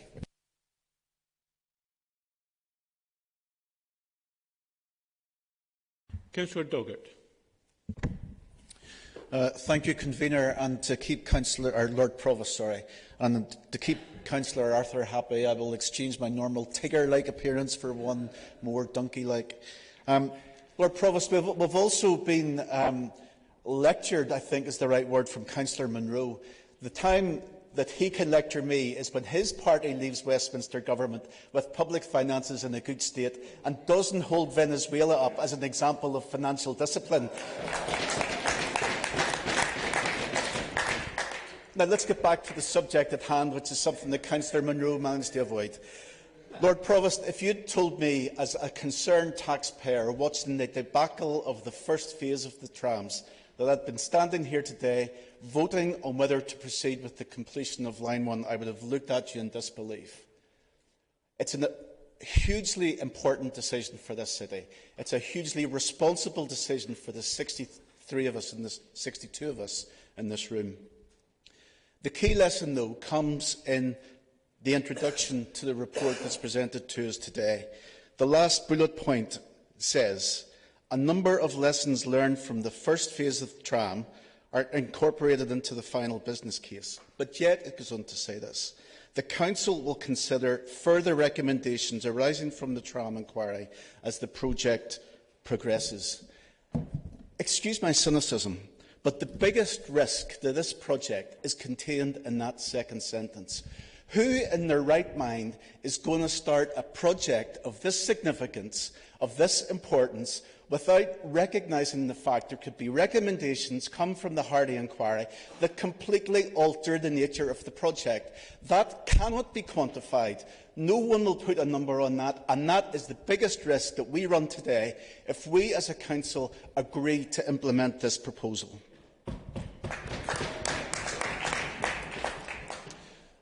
Lord Provost, there has also been a flaw in the risk analysis. It's been highlighted by our external auditors, Scott Moncrieff. Anyone who does serious risk analysis does not look at individual risks in isolation, because risks are correlated. There is a connection between one risk and another. Now, there is also the possibility of negative correlation, so that can reduce the cost. However, the risks that are outlined in this report in the risk register are positively correlated.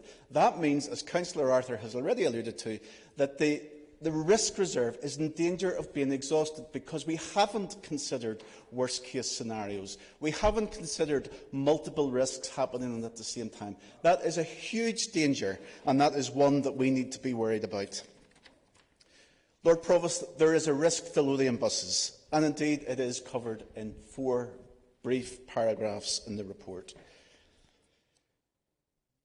Given the proposed route of the tram completion, most of us have to recognise that the tram does not run through our wards. Most of us are not representing constituents who will not have a direct benefit from the tram completion. Our constituents, if they want to be an active traveller, or use public transport, will use Lothian buses. Now, while Lothian buses will, I'm sure, adopt best measures to adopt a suitable range of actions to mitigate the risks, there is obviously a risk that the deterioration of service and the revenue loss to Lothian buses is going to have an impact on the whole city, and we have to take that into account. Lord Provost, there are many things that can be said. I've written more down. I'm not going to say them. However, one question remains, and one question I would love the Transport and Environment Convener to answer in her summing up. At what stage do we say too much is too much? That we exhaust our risk reserve, that we run over budget again, as Councillor Bridgman has eloquently explained, and will she say, "I have failed in my duty, and I have let the city down, and I will resign"?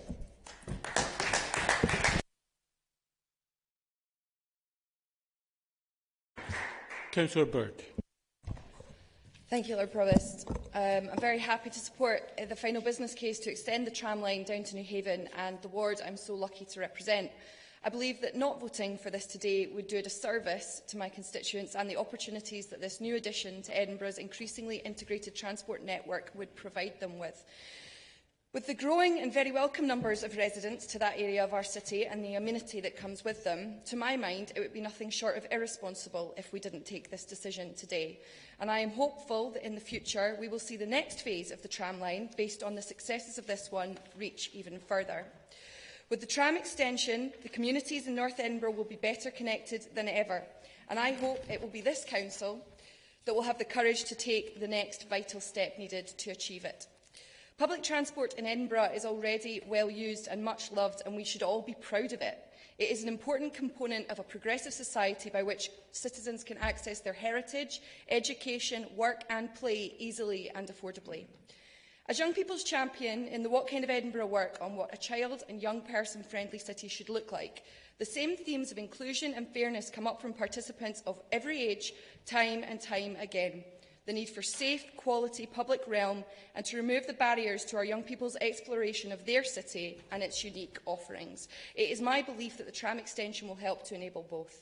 Not once did I hear them say they wanted more parking, unimproved air quality, less secure active travel space, and without a clean and sustainable alternative to car use in this city, we will not deliver on our promises to them. But this project cannot be seen in isolation. I was proud to support the motion to the Education Committee last week that allowed Edinburgh pupils time tomorrow to participate in the Global March Against Climate Change, a move to show our young people that as a council we are listening and we are hearing, well, most of us are. Complementary to the progress on the LEZ, city centre transformation and the city mobility plan, tram will help see Edinburgh play its full part in this necessary change and the rightful demands of the next generation. I would also like to thank Hannah and the rest of the tram team for all the work they have undertaken to produce this final business case and for their efforts in answering my questions both in the data room and in committee. In closing, I will reiterate that I am not concerned about how I will justify my decision to vote for this today to the residents of our city, but rather how we as a council could, by depriving the people of Edinburgh of an invaluable public asset if we don't.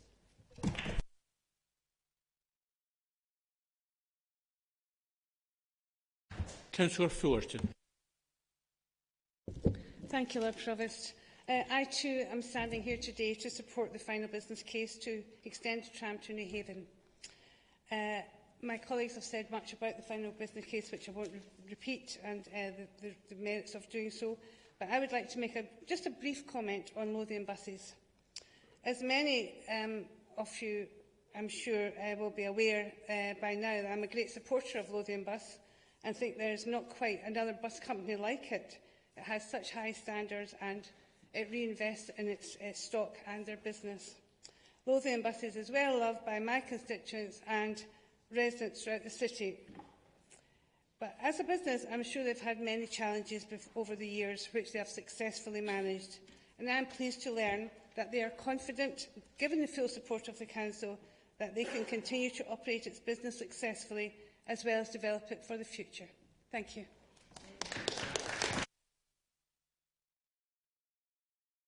Councillor Laidlaw. Thank you, Lord Provost. I want to start my contribution today by saying that I am a great supporter of integrated public transport networks. In my other job, travel frequently. I have seen successful transport across Europe, including Councillor Booth's Bavarian tram. But what I want to do in my contribution is bring this back to Edinburgh, and I was really pleased that that's what the deputation from the Murray Few Residents Association did this morning, because the situation we have in Edinburgh and the tram business case before us is very different to what we see in other cities across Britain and indeed Europe. The business case states itself that 87.5% of passengers on the extended tram will be coming from buses. Now, most tram projects across Europe have been put forward predicated on people coming out of cars. What we see in Edinburgh is not people coming out of cars to use the tram, but instead cars and HGVs pushed off a wide arterial route into residential side streets. The situation in the inner city of Edinburgh is very different to many of those cities, be that Nottingham or Nordhausen, People live on our residential side streets. They are largely setted in the city centre. That is very noisy. I have lived on City Street before. I know the noise that buses and HGVs can make on it. And that impact, per the deputation today, has a significant impact on health and well-being. People live often below street level, often 2 levels below street level, in the streets that we are talking about, where traffic will be displaced. The pollution for those people will be significant, and I do not believe that the business case, or indeed the Council, has sufficiently understood that. I think it was telling that the information presented this morning was the first time we had seen it. We do not have inner ring roads. We cannot push that traffic onto arterial routes. It will go down side streets. It will impact on our residents. So what we have are reasons being put forward for the tram that, frankly, are not the case. As Councillor Bruce said, it will not enable residents in the new waterfront development to get to the city centre or indeed the airport any quicker than they would on the bus. It will not stop that development because most of that development is already signed off. This is a city, as councillors have said across this chamber, is growing at a phenomenal rate. That growth is not predicated on the extension of a white elephant tram. As Councillor Booth said, that he proposed that this will cut car use. The business case says that this will not cut car use. It will displace cars and HGVs, but it will not stop people getting into their cars and driving around the city. The people this tram will serve already use public transport. And Councillor McInnes said this will make the city more people-friendly. Well, I do not think that pushing these vehicles, these cars and HGVs and buses onto residential side streets, onto streets like Easter Road, increasing congestion, increasing in fact, the risk, at the moment, Leith Walk is a wide, safe street. It has dedicated cycle access. Pushing that traffic onto side streets will make the city less people-friendly, more dangerous. And as many of my colleagues said, this is not even a proposal that stands up to financial scrutiny. So for all these reasons, but particularly for the residents of our city, I will be supporting the Conservative amendment to not progress with the extension to the tram. Thank you.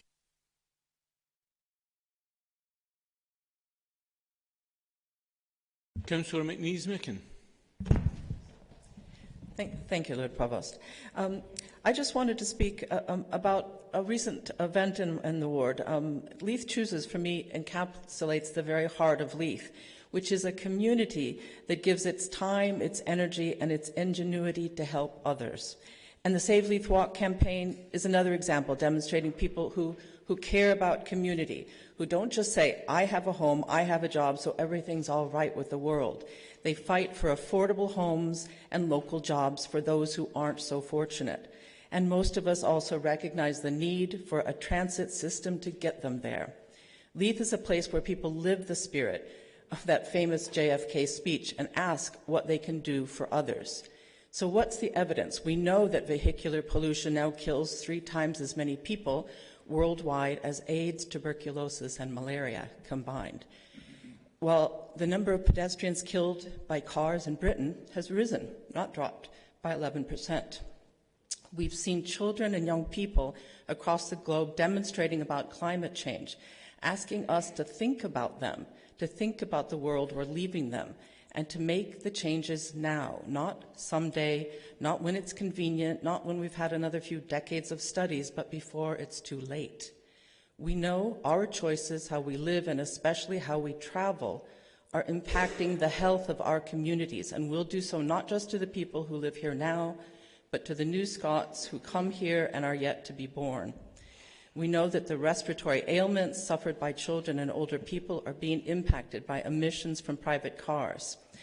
And yet, with cheap financing, more and more cars are being bought than ever before because too many refuse to use buses.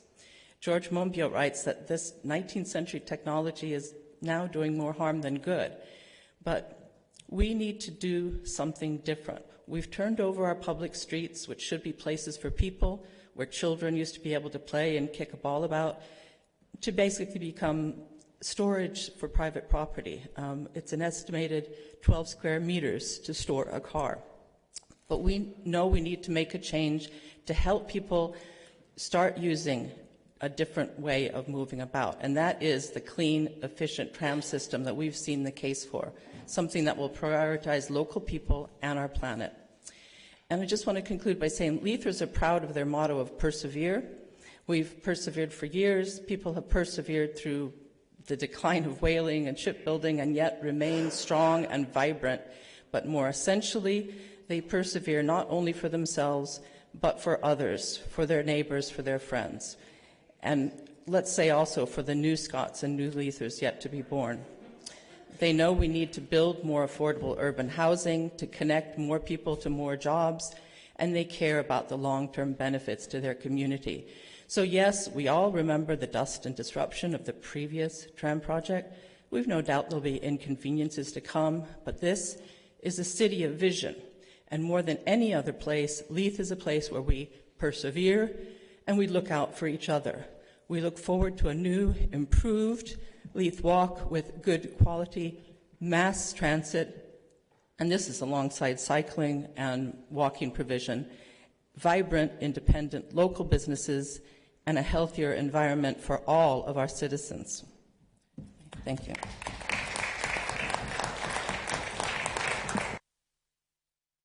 Councillor Work. Thank you, Lord Provost. Lessons have been learned.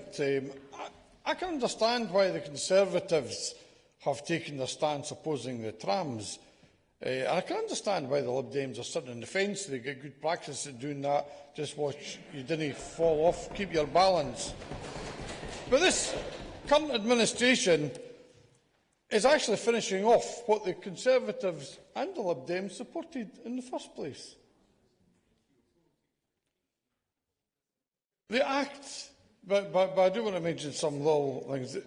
The Act for the original line is still active.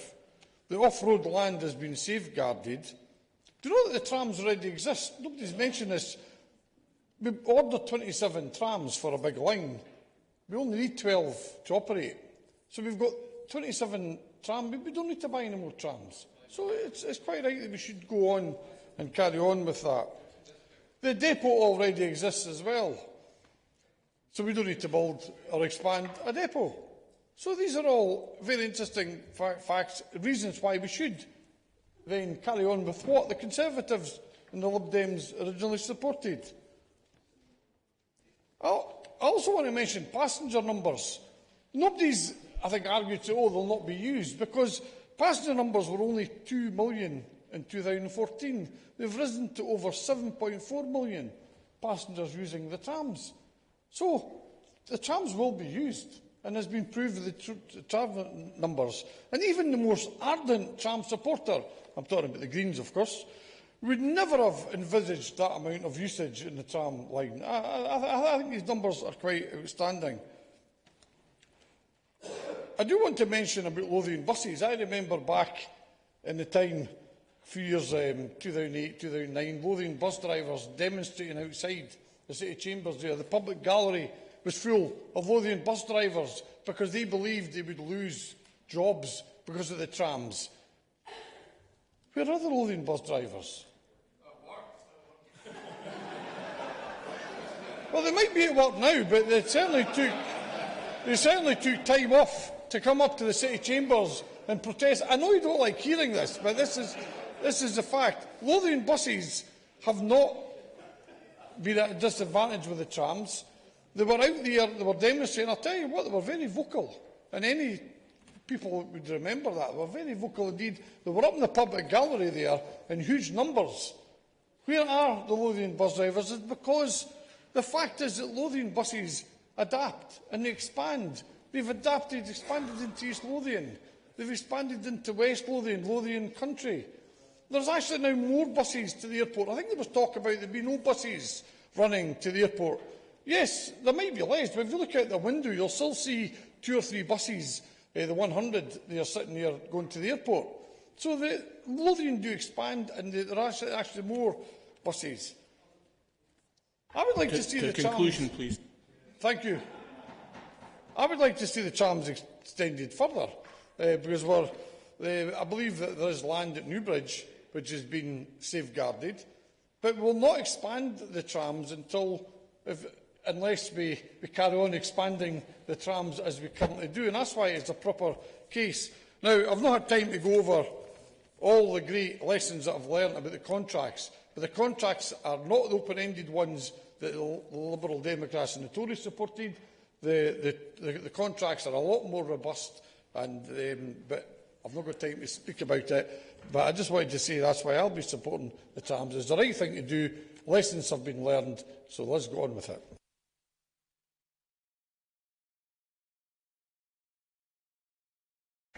Okay, I'm conscious that I still currently have 10 members still wishing to speak in this debate, and we did say we would break about 1 o'clock. I'm also conscious that we've only got one stenographer with us today, so I'm going to suggest that we actually take a break for lunch now and recommence at 1:45.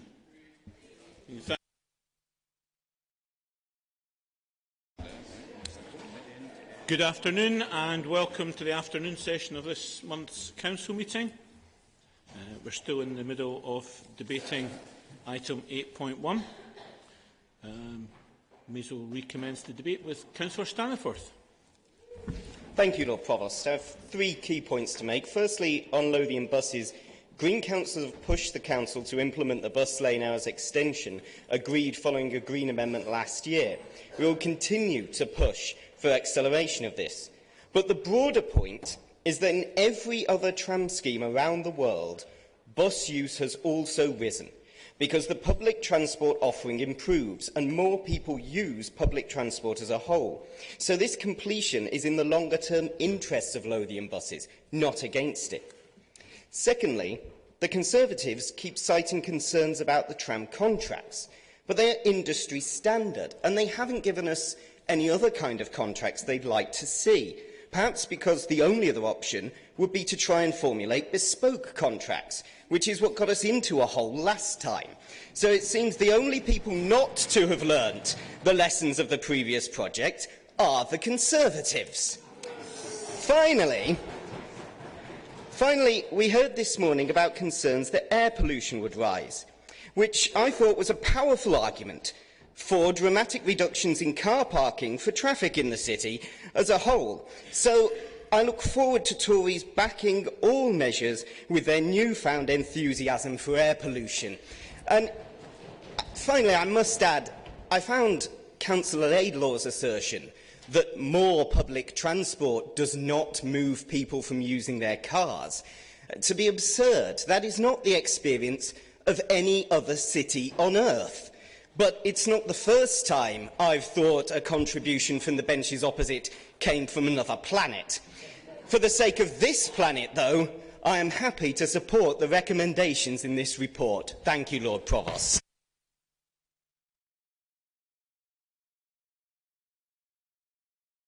Councillor Mitchell. Thank you, Lord Provost. Right, where should we begin? So much has already been said already. I will just briefly start by referencing the hypocrisy on stilts that we had with its hands in the air, I will say, about what Councillor Munro said in terms of tawdry deals. You might want to look at yourself in the mirror and look at the coalition you're in. No disrespect, of course. In terms of... lunch has made me forget now, but lessons have been learnt has been said quite often today. I've struggled to believe that, considering, as has already been said, that the Hard inquiry still has not concluded and reported.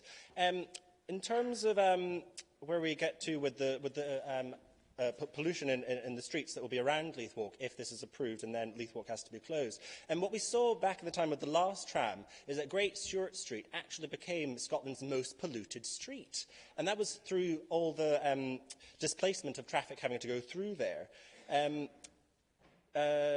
Right, I'll just wrap up quickly. So the convener said, that's Councillor McInnes said, if not now, when? Well, I don't believe that actually we are completely against a tram. It's just now is not the time because we don't have all of the facts. If not this, then what? Well, the Conservative budget set out a number of things that we could spend the money on. So if not us, then who? Well, the Edinburgh Conservatives, that's who.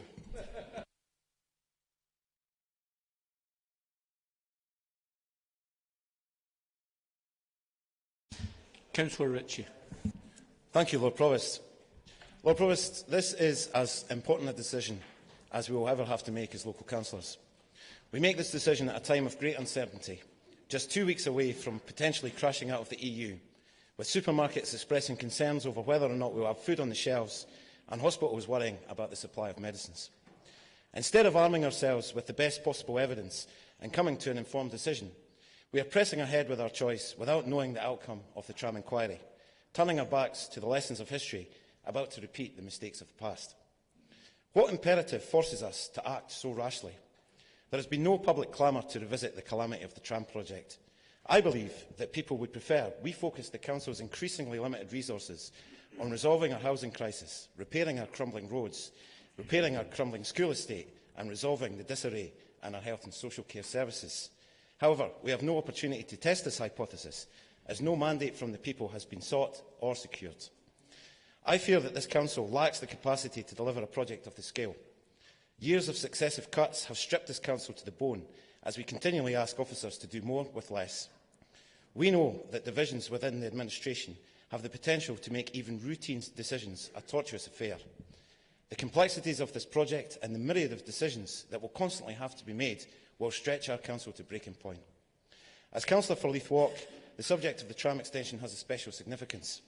The merits and demerits of the scheme, its possible risks and rewards, are more pronounced here than perhaps any other part of the city, while the costs of failure will be felt more acutely in my ward than anywhere else. The community I represent came together recently to save Leith Walk, but this project has the potential to cause greater damage than any student housing complex ever could. Even without delays, this project will inflict years of sustained upheaval and disruption. For some, this will be a daily inconvenience and irritation. For others, particularly small and independent businesses, this project will devastate lives. I own a small business. I understand what it's like to check the weather forecast, knowing that a sunny day could be the difference between paying the electricity bill and telling your supplier that they have to wait another day for payment. The support for business proposed in this scheme will not mitigate against 18 months of construction and street closure. To suggest that it will demonstrates a complete lack of knowledge and understanding about what it is to operate a small business. Telling people to persevere through the dust is patronising and insulting. Good businesses will go to the wall, and I cannot condemn my constituents to that fate. In an area with the lowest incidence of car ownership, one of the highest incidences of active travel take-up, that is served by one of the best bus services in Europe, the risks far outweigh the potential rewards. The game is simply not worth the candle. I know that members of the administration share these concerns. They understand the risks of this project, and they know that if we fail, we will never be forgiven by the people we are elected to represent. There is an opportunity now to save this Council from impending disaster. So stand up now and say no to tram.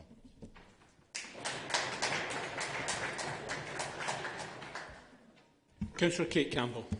Thank you, Lord Provost. I'm making two speeches about homelessness today, and I'm not attacking the Tories once for decimating our council housing stock through Right to Buy or forcing so many households into poverty through their cruel welfare reforms. Instead, I'm going to attack them for something else. I'm going to attack them for being anti-business, anti-growth and anti-development. And this isn't even about Brexit, and after last night and the shambles that we've all witnessed, I think that's pretty generous.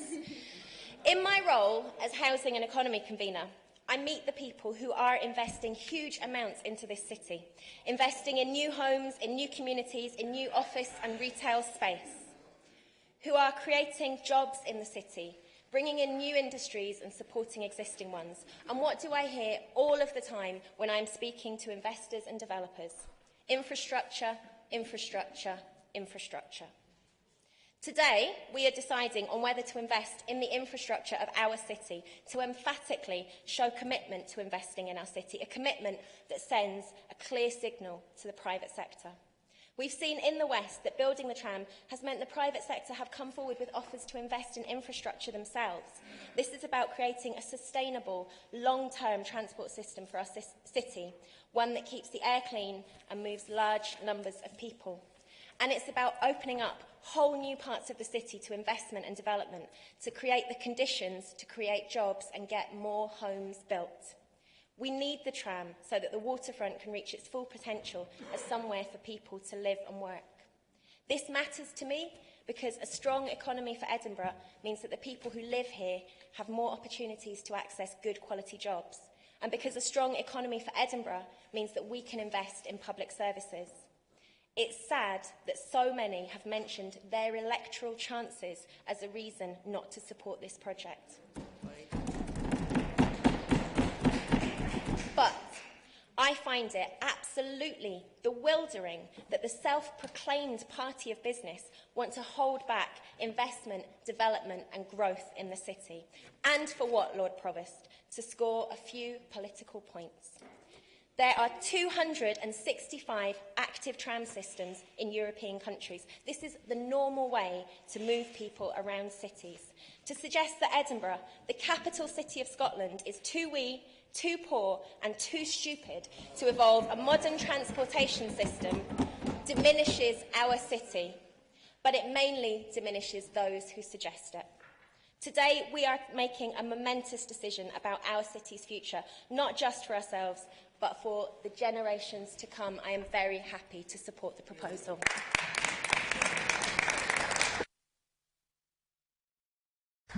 Councillor Cameron. Thank you, Lord Provost. In supporting the coalition motion today, we progress a key element of Edinburgh's economic strategy designed to secure Edinburgh as a globally attractive location which can continue to compete in high-value international markets. Countless studies across the UK and internationally indicate that key attributes of a city's economic success includes having economic and social diversity, encouraging and facilitating innovation, a skilled workforce, strategic decision-making capacity of governance institutions, i.e. the ability of councils and others to make key strategic decisions, and finally internal and external connectivity. Our existing transport infrastructure is unable to cope with the projected expansion of our city and its economy, and not investing constrains the functionality and future of our labour market and our city's attractiveness to investors. In supporting this motion, this does not mean that I and my colleagues are against other initiatives that we want to see invested in our city to improve infrastructure throughout the city.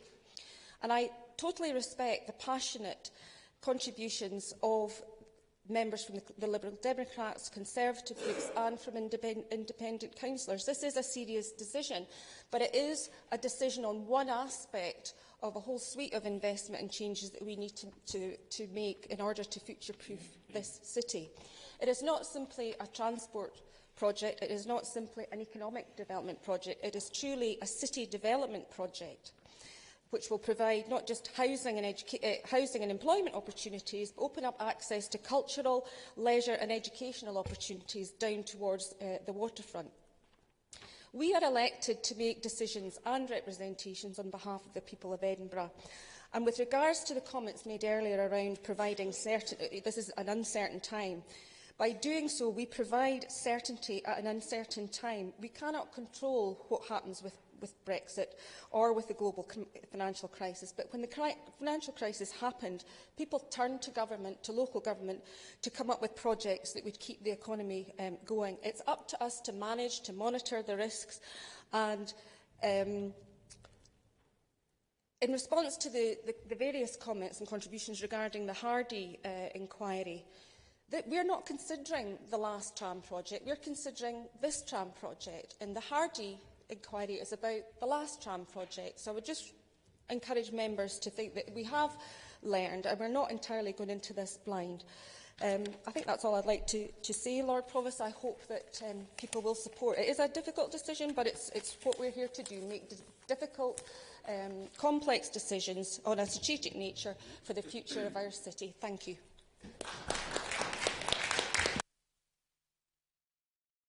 Councillor McClellan. Thank you very much, Lord Provost. And I think in a day of many mixed speeches today, perhaps the most remarkable is the transformation of Councillor Campbell into a friend of capitalism. I think the one thing that we understand on this side of the room is value for money. And before the first pneumatic drill was fired up in Princes Street in 2008, I went on a fact-finding trip to Dublin, organised by the City Council and the tram company, to get the lowdown on their Irish counterparts about what happened in the 3 years it took them to build the Lewis system. The message of Dublin transport officials was stark. Whatever you think it will cost, however many problems you think you'll find, double it, they said. Then TIE Chief Executive Michael Howell shook his head in pain at this advice. Not so. Edinburgh would be different. We'd learnt the lessons, we were assured. We now know that TIE and the Council had learnt precisely nothing. And here we are again.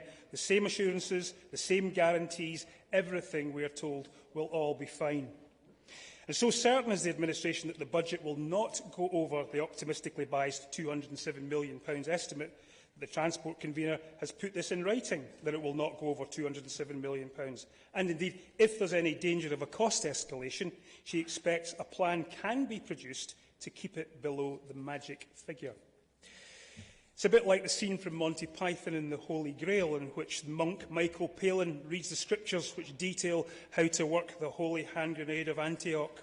£207 million shall be the figure, and the figure shall be £207 million. Not £165 million, not £195 million, but £207 million shall it be. The figure shall not be £208 million, or great shall be the wrath of the Transport Convener thereof. £257 million is right out. Except this is not a hand grenade, but another time bomb beneath the city's finances. It was because of the very insistence that the airport line would not go a penny further over budget that the Council lost so many costly disputes that by some estimates it added £100 million to the eventual cost. And what we are hearing today is that cost is no barrier. Cost is not what is at the heart of the administration's case, it's other things entirely. The officers have gone some way to allow for this by consulting with infrastructure project risk experts who say there's a 39% chance of the project needing up to another £50 million. But apparently that can be ignored.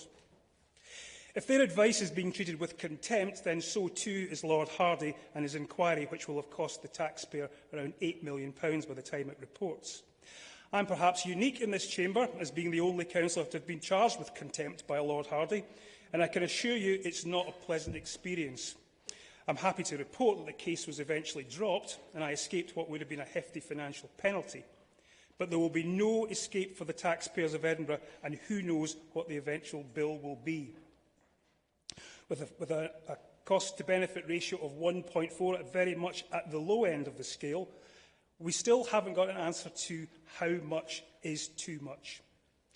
Even after listening to the warnings in Dublin, I was eventually persuaded by former leader Donald Anderson and Transport Convener Andrew Burns to put the evening news behind the trams, mainly to tackle city centre pollution. And as we've heard this morning, the opposite has been the case.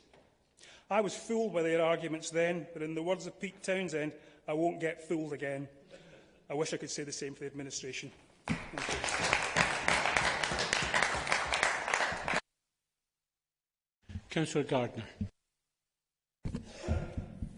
Thank you, Lord Provost.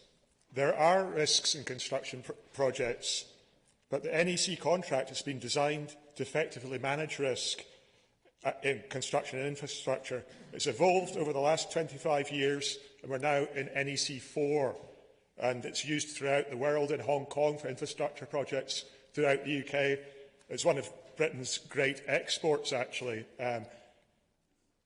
And it evolved in the litigious British construction industry, where too much time and money were expended on legal fees, and it has contractual mechanisms in place to resolve issues and to make sure that projects progress in a timely fashion, including early warning mechanisms where collaboration is incumbent and people have to come together to find a way forward and seek resolutions. And also, another attribute of this contract is the compensation event mechanism, where variations are dealt with at that time in the contract and not as a bun fight at the end of the contract. So all these things are recognised by the industry as being the most appropriate contract for this work.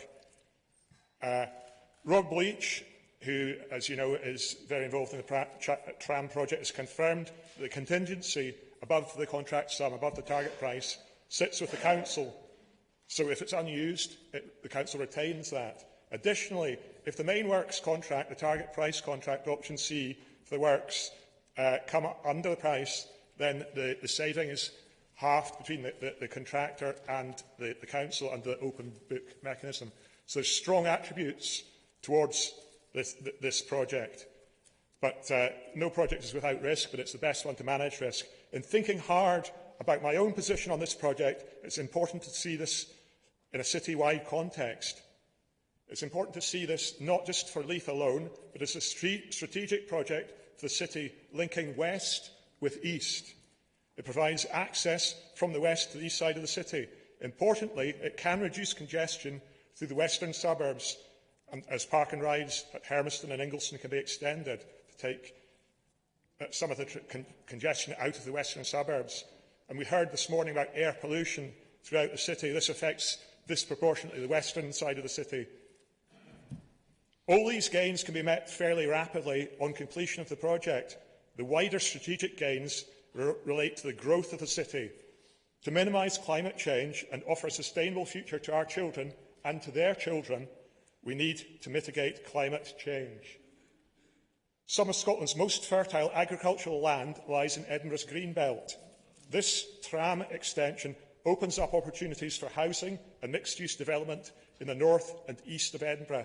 This can relieve pressure on our greenbelt. Dockland development began nearly 20 years ago in Leith, but was hit by the boom and bust recession. There was, however, an underlying issue about transport connectivity. Higher density, sustainable housing and mixed-use development require the tram route to be successful. And it's important that we fully utilise the existing infrastructure that we have in the west and connect it right through.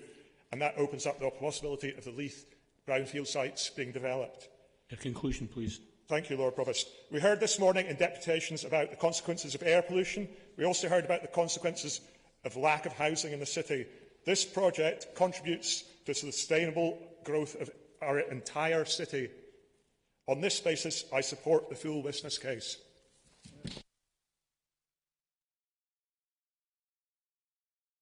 Councillor Jim Campbell.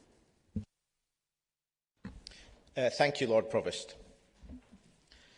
So we know from a statistical analysis of similar tram projects that there's an 80% chance to bring this in on budget, we'll have to spend £257 million.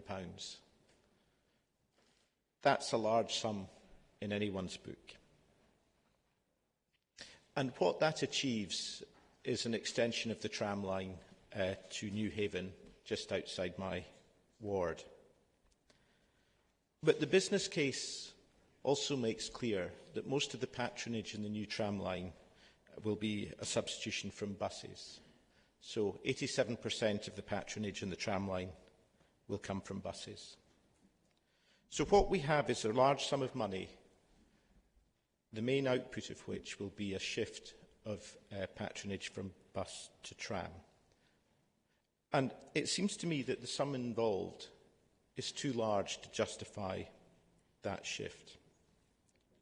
We know from the economic appraisal that the net increase in revenue is only around £730,000 a year in 2018 prices.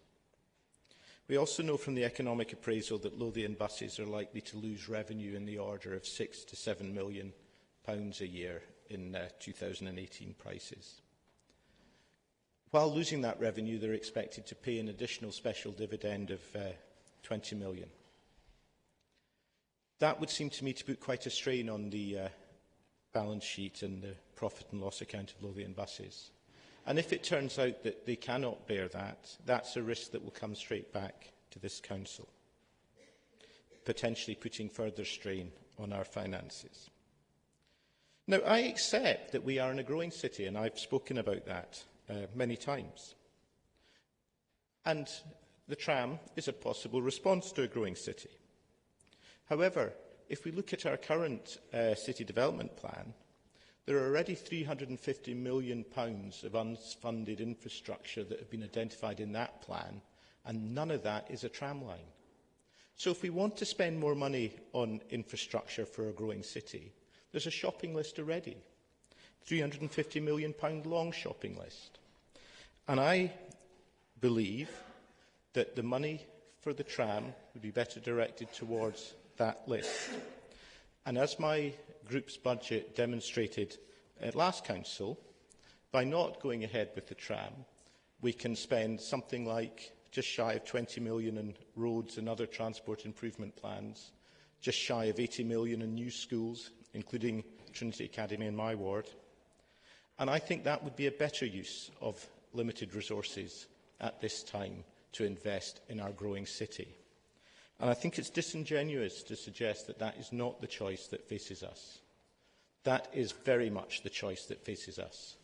And I fear that going ahead with the tram will put a very significant strain on the balance sheet of Lothian buses, and that we will be back in this chamber in a number of years' time facing another financial headache.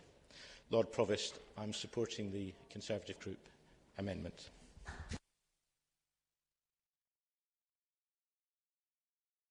Councillor Grasick.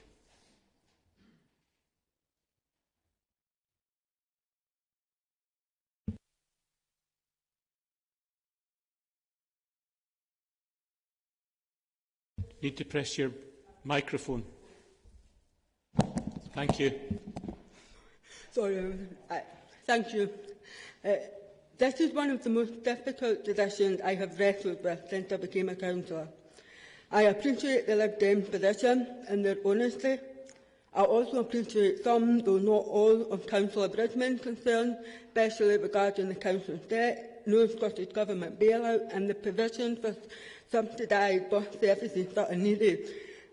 I also agree with Councillor Booth that further delay would cost us the tram personnel and other delay costs. I do find the Conservative opposition quite hard to stomach, considering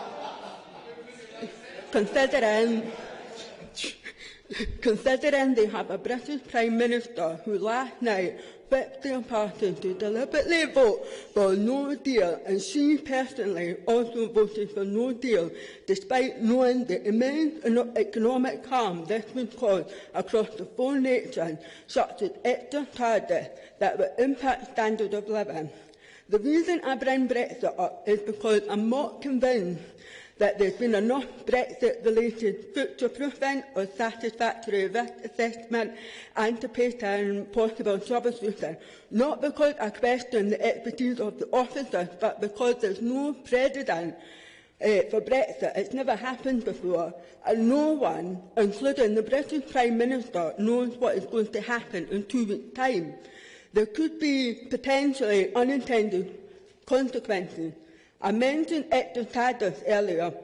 I have concerns about the impact on cost and delivery for materials required for the tram project, plus the impact of the labour force from EU due to the possible end of the customs union and freedom of movement. My concern is if we end up with a no-deal Brexit as it stands in legal terms and go ahead with this tram project, it would be difficult, in my opinion, to justify focusing our energy, time and money on this project when an immense portion of residents could be losing their jobs. Remember, this is the city of finance, and we could potentially also be forced to deal with the jeopardised supplies of food and medicine and other possible contingency planning, which would also have extra costs. I absolutely support the extension of the tram, as I have seen in various European cities, but I am in favour of deferring until we know the outcome of Brexit and the Hardover report. Finally, I would like to commend the tram officers and the convener for their passion and the immense work they have put into that. Thank you, Lord Provost. Councillor Hutchison. Thank you, Lord Provost. The convener started off her contribution in moving the tram paper this morning by saying, "Why are we here?" And the answer is simply because this council previously built part of a tramline. Councillor Cameron said, "We're not considering the last tram project. We're not considering it. We're finishing it." That's the paper that's before us. It's rightly been labelled as a completion. This isn't an extension. Councillor Doran, in seconding the paper, said, "Where are the alternatives?" And for me, that's a big part of the problem. Aside from the alternatives that we presented in our budget, the administration has not looked at any alternatives. Councillor Campbell said, infrastructure, infrastructure, infrastructure. The mantra of this administration has been tram, tram, tram. We need to move away from a myth, and making this decision, we need to move away from a myth that it has to be this tram to Newhaven or nothing. Councillor Booth, in his contribution, highlighted some of the limitations of the route along Constitution Street, where active travel options are limited. Why aren't we looking at potential different routes? Could the tram run along Junction Street? Why are we being bound in bringing this paper forward by the restraints of a paper that was moved and approved 10 years ago? This isn't the only option. It's not this tram or nothing. Councillor Arthur's talked about protecting the greenbelt. That's ironic, but if you look at West Edinburgh, I invite Councillor Arthur to pop out and visit my ward in the west of Edinburgh, where there has been no infrastructure whatsoever to accompany years of house building, which have seen the area change beyond recognition. If this council wants to do something strategic, then look at travel options out to the west of the city. It's not, if you look at a map of Edinburgh, you look at the empty space, the kind of growth that we are talking about, Councillor Arthur, isn't going to be addressed by building a few thousand homes at Leith Docks.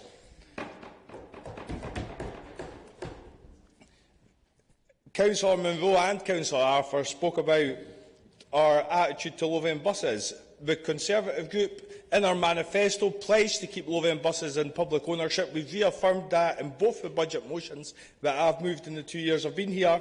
And finally, Councillor Munro spoke of voodoo economics. That is extremely insulting to our head of finance here, who signed off our budget as competent before we presented it to the Chamber. I support the Conservative amendment.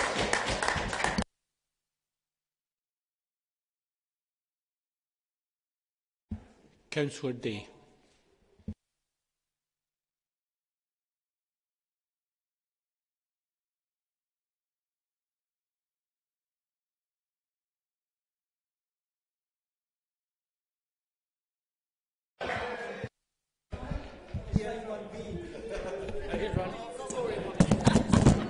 It's good to see.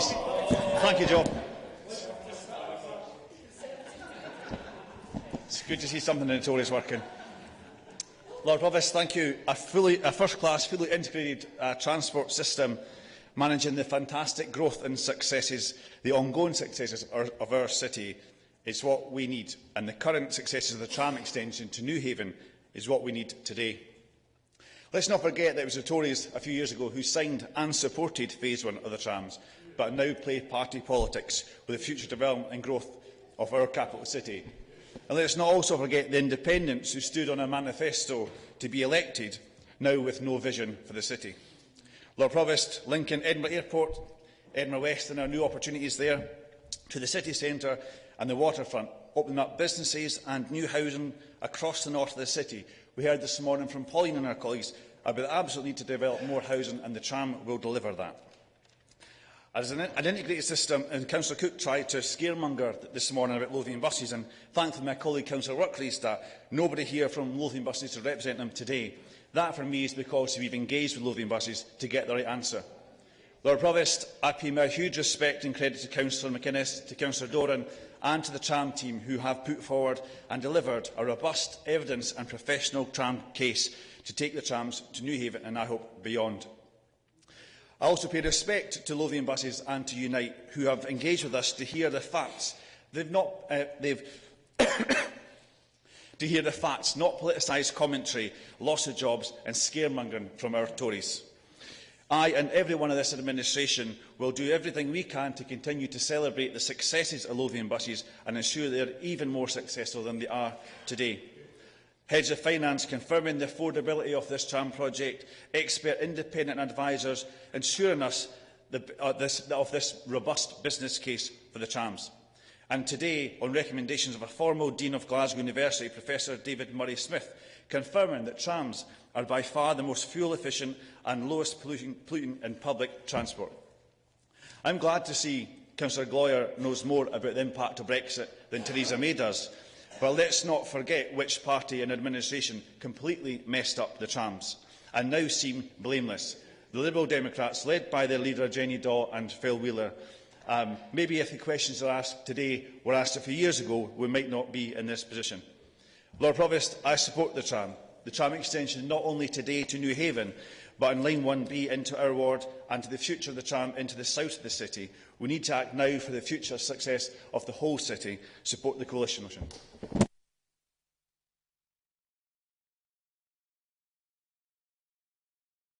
Councillor Rust. Thank you, Lord Provost. I want to pick up on a few points. Firstly, in terms of the cost, we've heard much from my colleague Councillor Cook and others about the escalating capital costs. But of course, let's not forget the ongoing interest payments on the capital loans.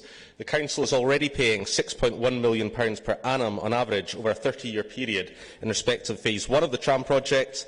The figures in the business case for this further phase will work out at an annual average cost of £4.9 million per annum over a 34-year borrowing period, and indeed the business case also considers a scenario in which the average annual interest costs would increase to £6.1 million. In an answer to a Council question by my colleague Councillor Rose in February 2019, it was revealed that over the past 5 years, over £6 million has already been incurred by the Council on tram extension. This bottomless spend cannot continue. At a time of immense budgetary pressures and service failings, I do not believe that the tram extension should be a priority for this Council. We then have the tram inquiry. The estimated final cost of the public inquiry is over £10 million. It has not yet published its findings, yet the Council is determined to proceed in advance of the recommendations being made known. A Council report noted there remains a risk that the findings of the inquiry could result in the Council resolving to take additional action which may have expenditure implications. Without the Hardy inquiry reporting, the Council cannot see what the complete financial implications of this project to taxpayers are, and it would be the utmost folly to proceed in advance of the inquiry, publishing the lessons to learn from first-time rounds. We also have the business case. The business case makes many claims and assertions, such as extremely high passenger figures, which I don't feel are evidenced. The premise also appears to be put a tram in alone and other development will follow. Transport can, of course, play an integral part of development and regeneration, but there must be an entire and integrated business case, including education, training, jobs, social space, public services. I'm not sure at all what to make of woolly phrases such as wider economic benefits are additional to standard transport user benefits and represent the potential economic impacts of transport improvements upon business and workers' productivity and the resulting increase in output. We've still never had an answer to that. It would seem to me that the goals are largely political and subjective, and there are far from definable benefits. At what point does this scheme become unaffordable for the city? And just to finish, Lord Provost, on the issue which has been raised, I think, by my ward colleague Councillor Arthur and by Councillor Gardner, and partly addressed by Councillor Hutchison, I would say to Councillors Gardner and Arthur and others, don't fall into the same trap that I fell into last time. Last time we were given assurances, we were told that support the tram, you will help to save the greenbelt, you will save our open spaces, our amenity land in south west Edinburgh. We certainly haven't. Pressure has intensified, and if you speak to your constituents in Colinton, Fairmill Head and in Pentland Hills, you will fully appreciate that. And we've seen, in terms of larger scale units, of over 15 units, 15 applications in the past couple of years in Pentland Hills, 7 in Liberton Gilmerton, 6 in Colinton Fairmill Head. So I certainly do not buy the argument that people in south west Edinburgh will benefit from a planning perspective. We certainly won't. And for the city, I think there is a really clear danger that this Leith project could bankrupt the city going ahead.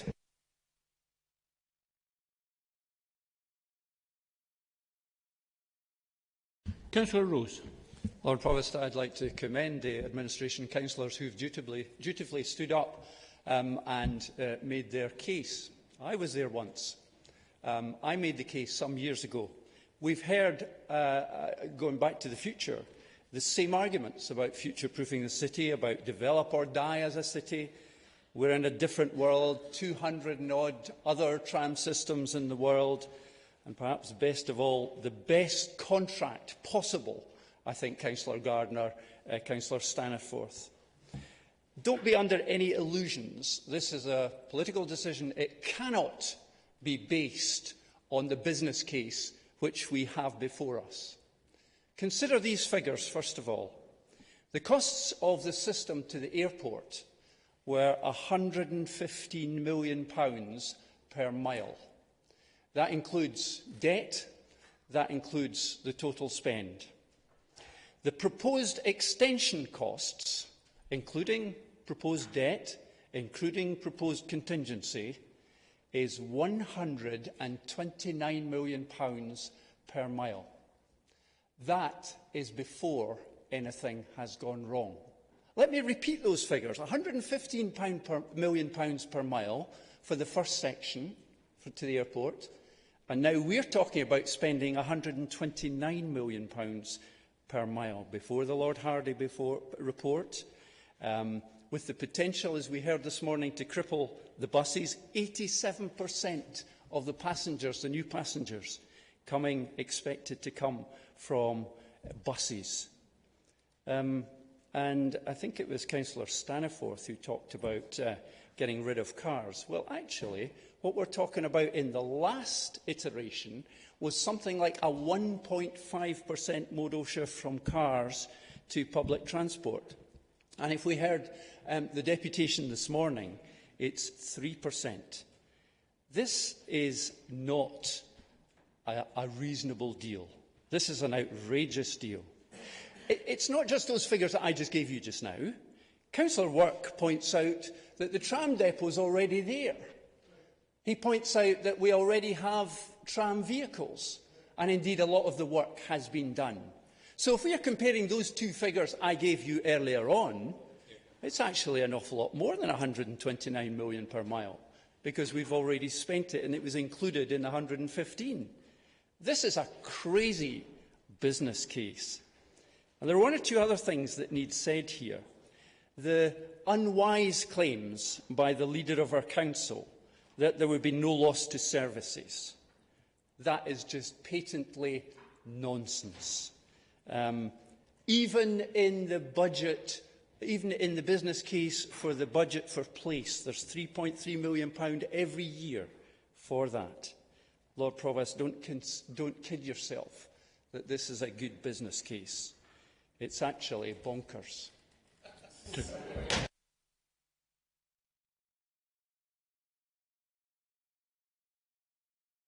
I have no more names for elected members. I'm just doing one last scan to make sure I haven't missed anybody.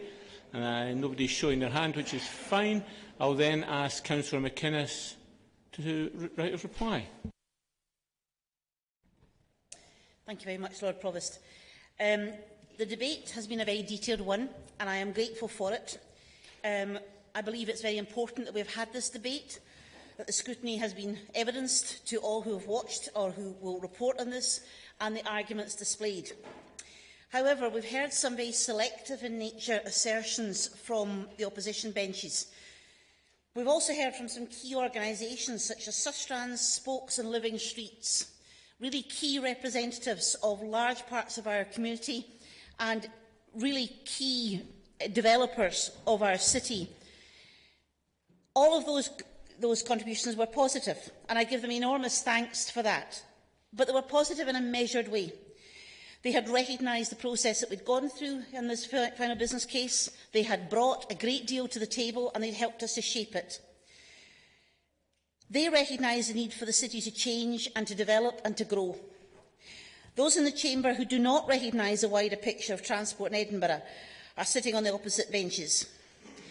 They offer no credible alternatives. The cry of more buses, mate, rings a little hollow when you consider that we already have considerable congestion in the city. We've got 5,600 bus movements along Princes Street every day. There are corridors down Leith Walk, St John's Road, etc., where congestion is a very real aspect of people's lives. As Chair of Transport for Edinburgh, I want to turn to the matter of Lothian Bus. I recognise their pivotal role in every aspect of Edinburgh life. They, thankfully, however, do not share the lack of vision or the faith in their future that the opposition parties have been expressing today. And I'll quote from them. The company is confident that with the full support of Council, which they'll get, and delivery of measures, it can continue to operate its business successfully as well as to develop it for the future. They recognise that change is coming. It's just a shame that some of my fellow councillors don't.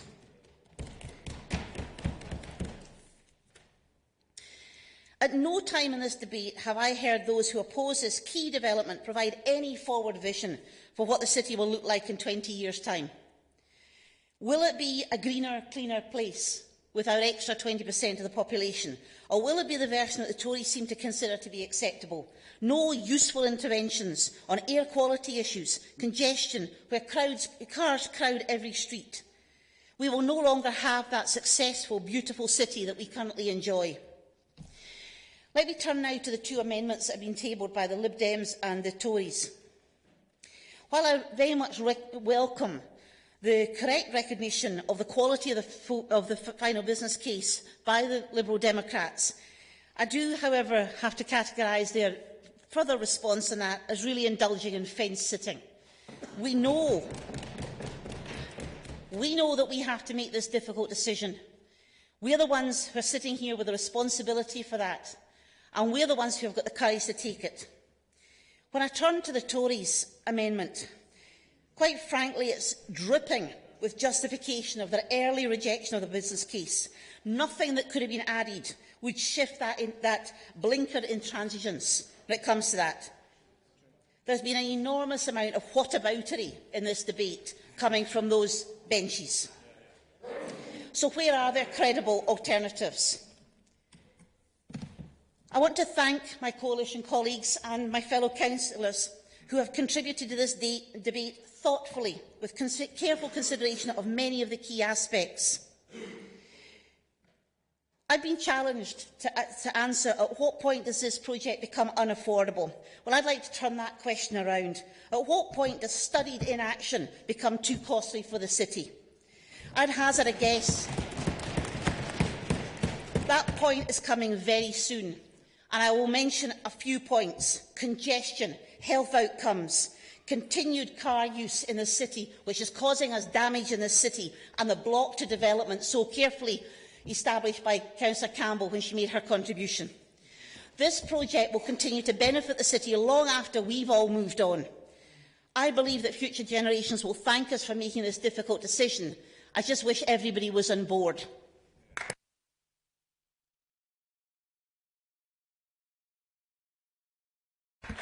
The division bell will now be rung and the vote will be 1 minute. Lord Provost, could I request a roll call vote, please? Those requiring a roll call vote? That is sufficient. The vote will be under roll call conditions. The bell will be rung for 1 minute and will return to roll call.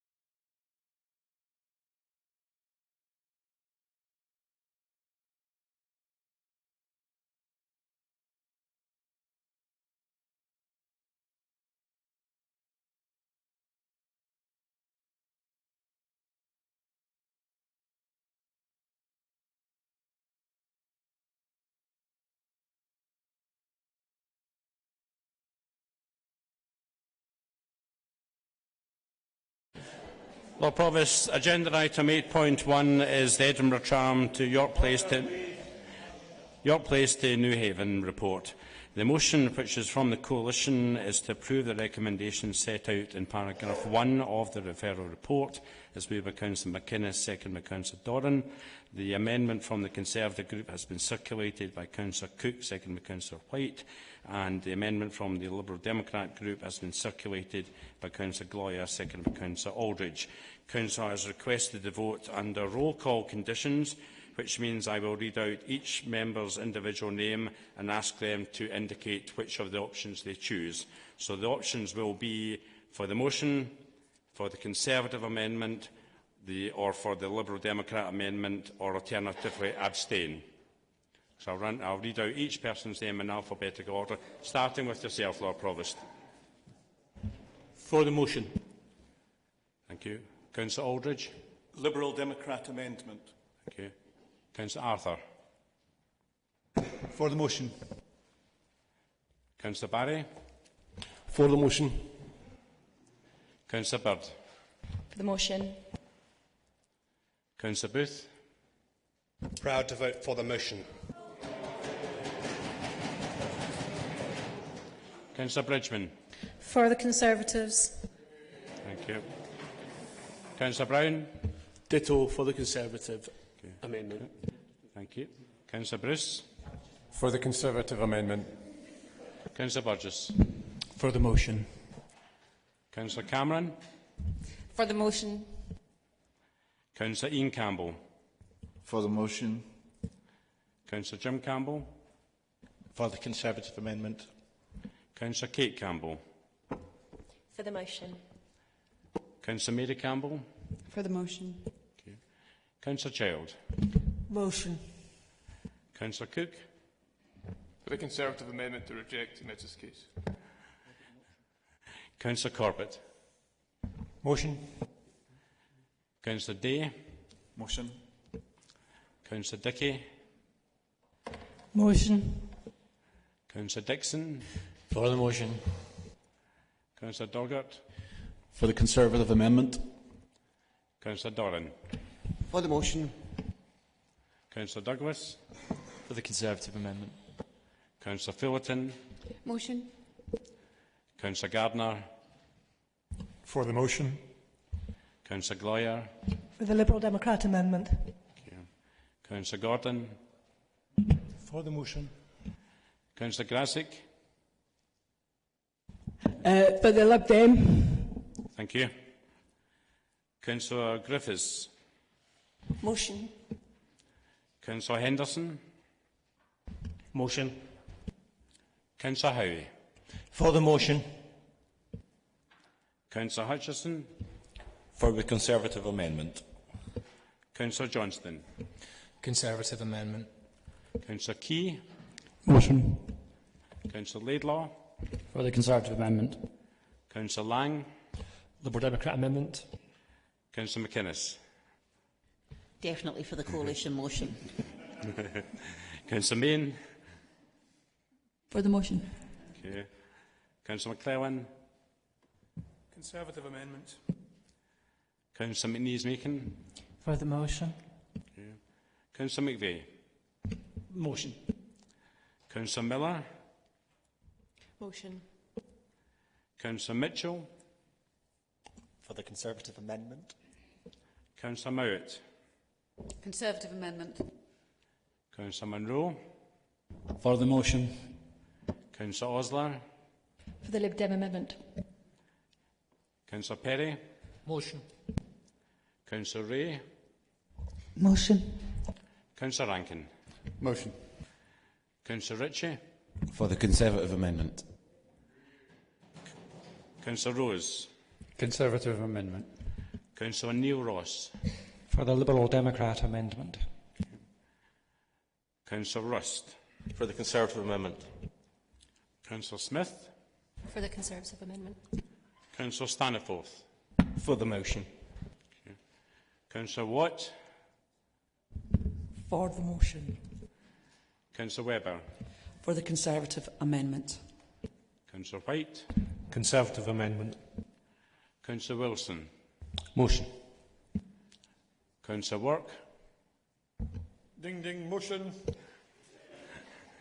Councillor Young. Liberal Democrat amendment. Thank you. All members have voted yes. Thank you.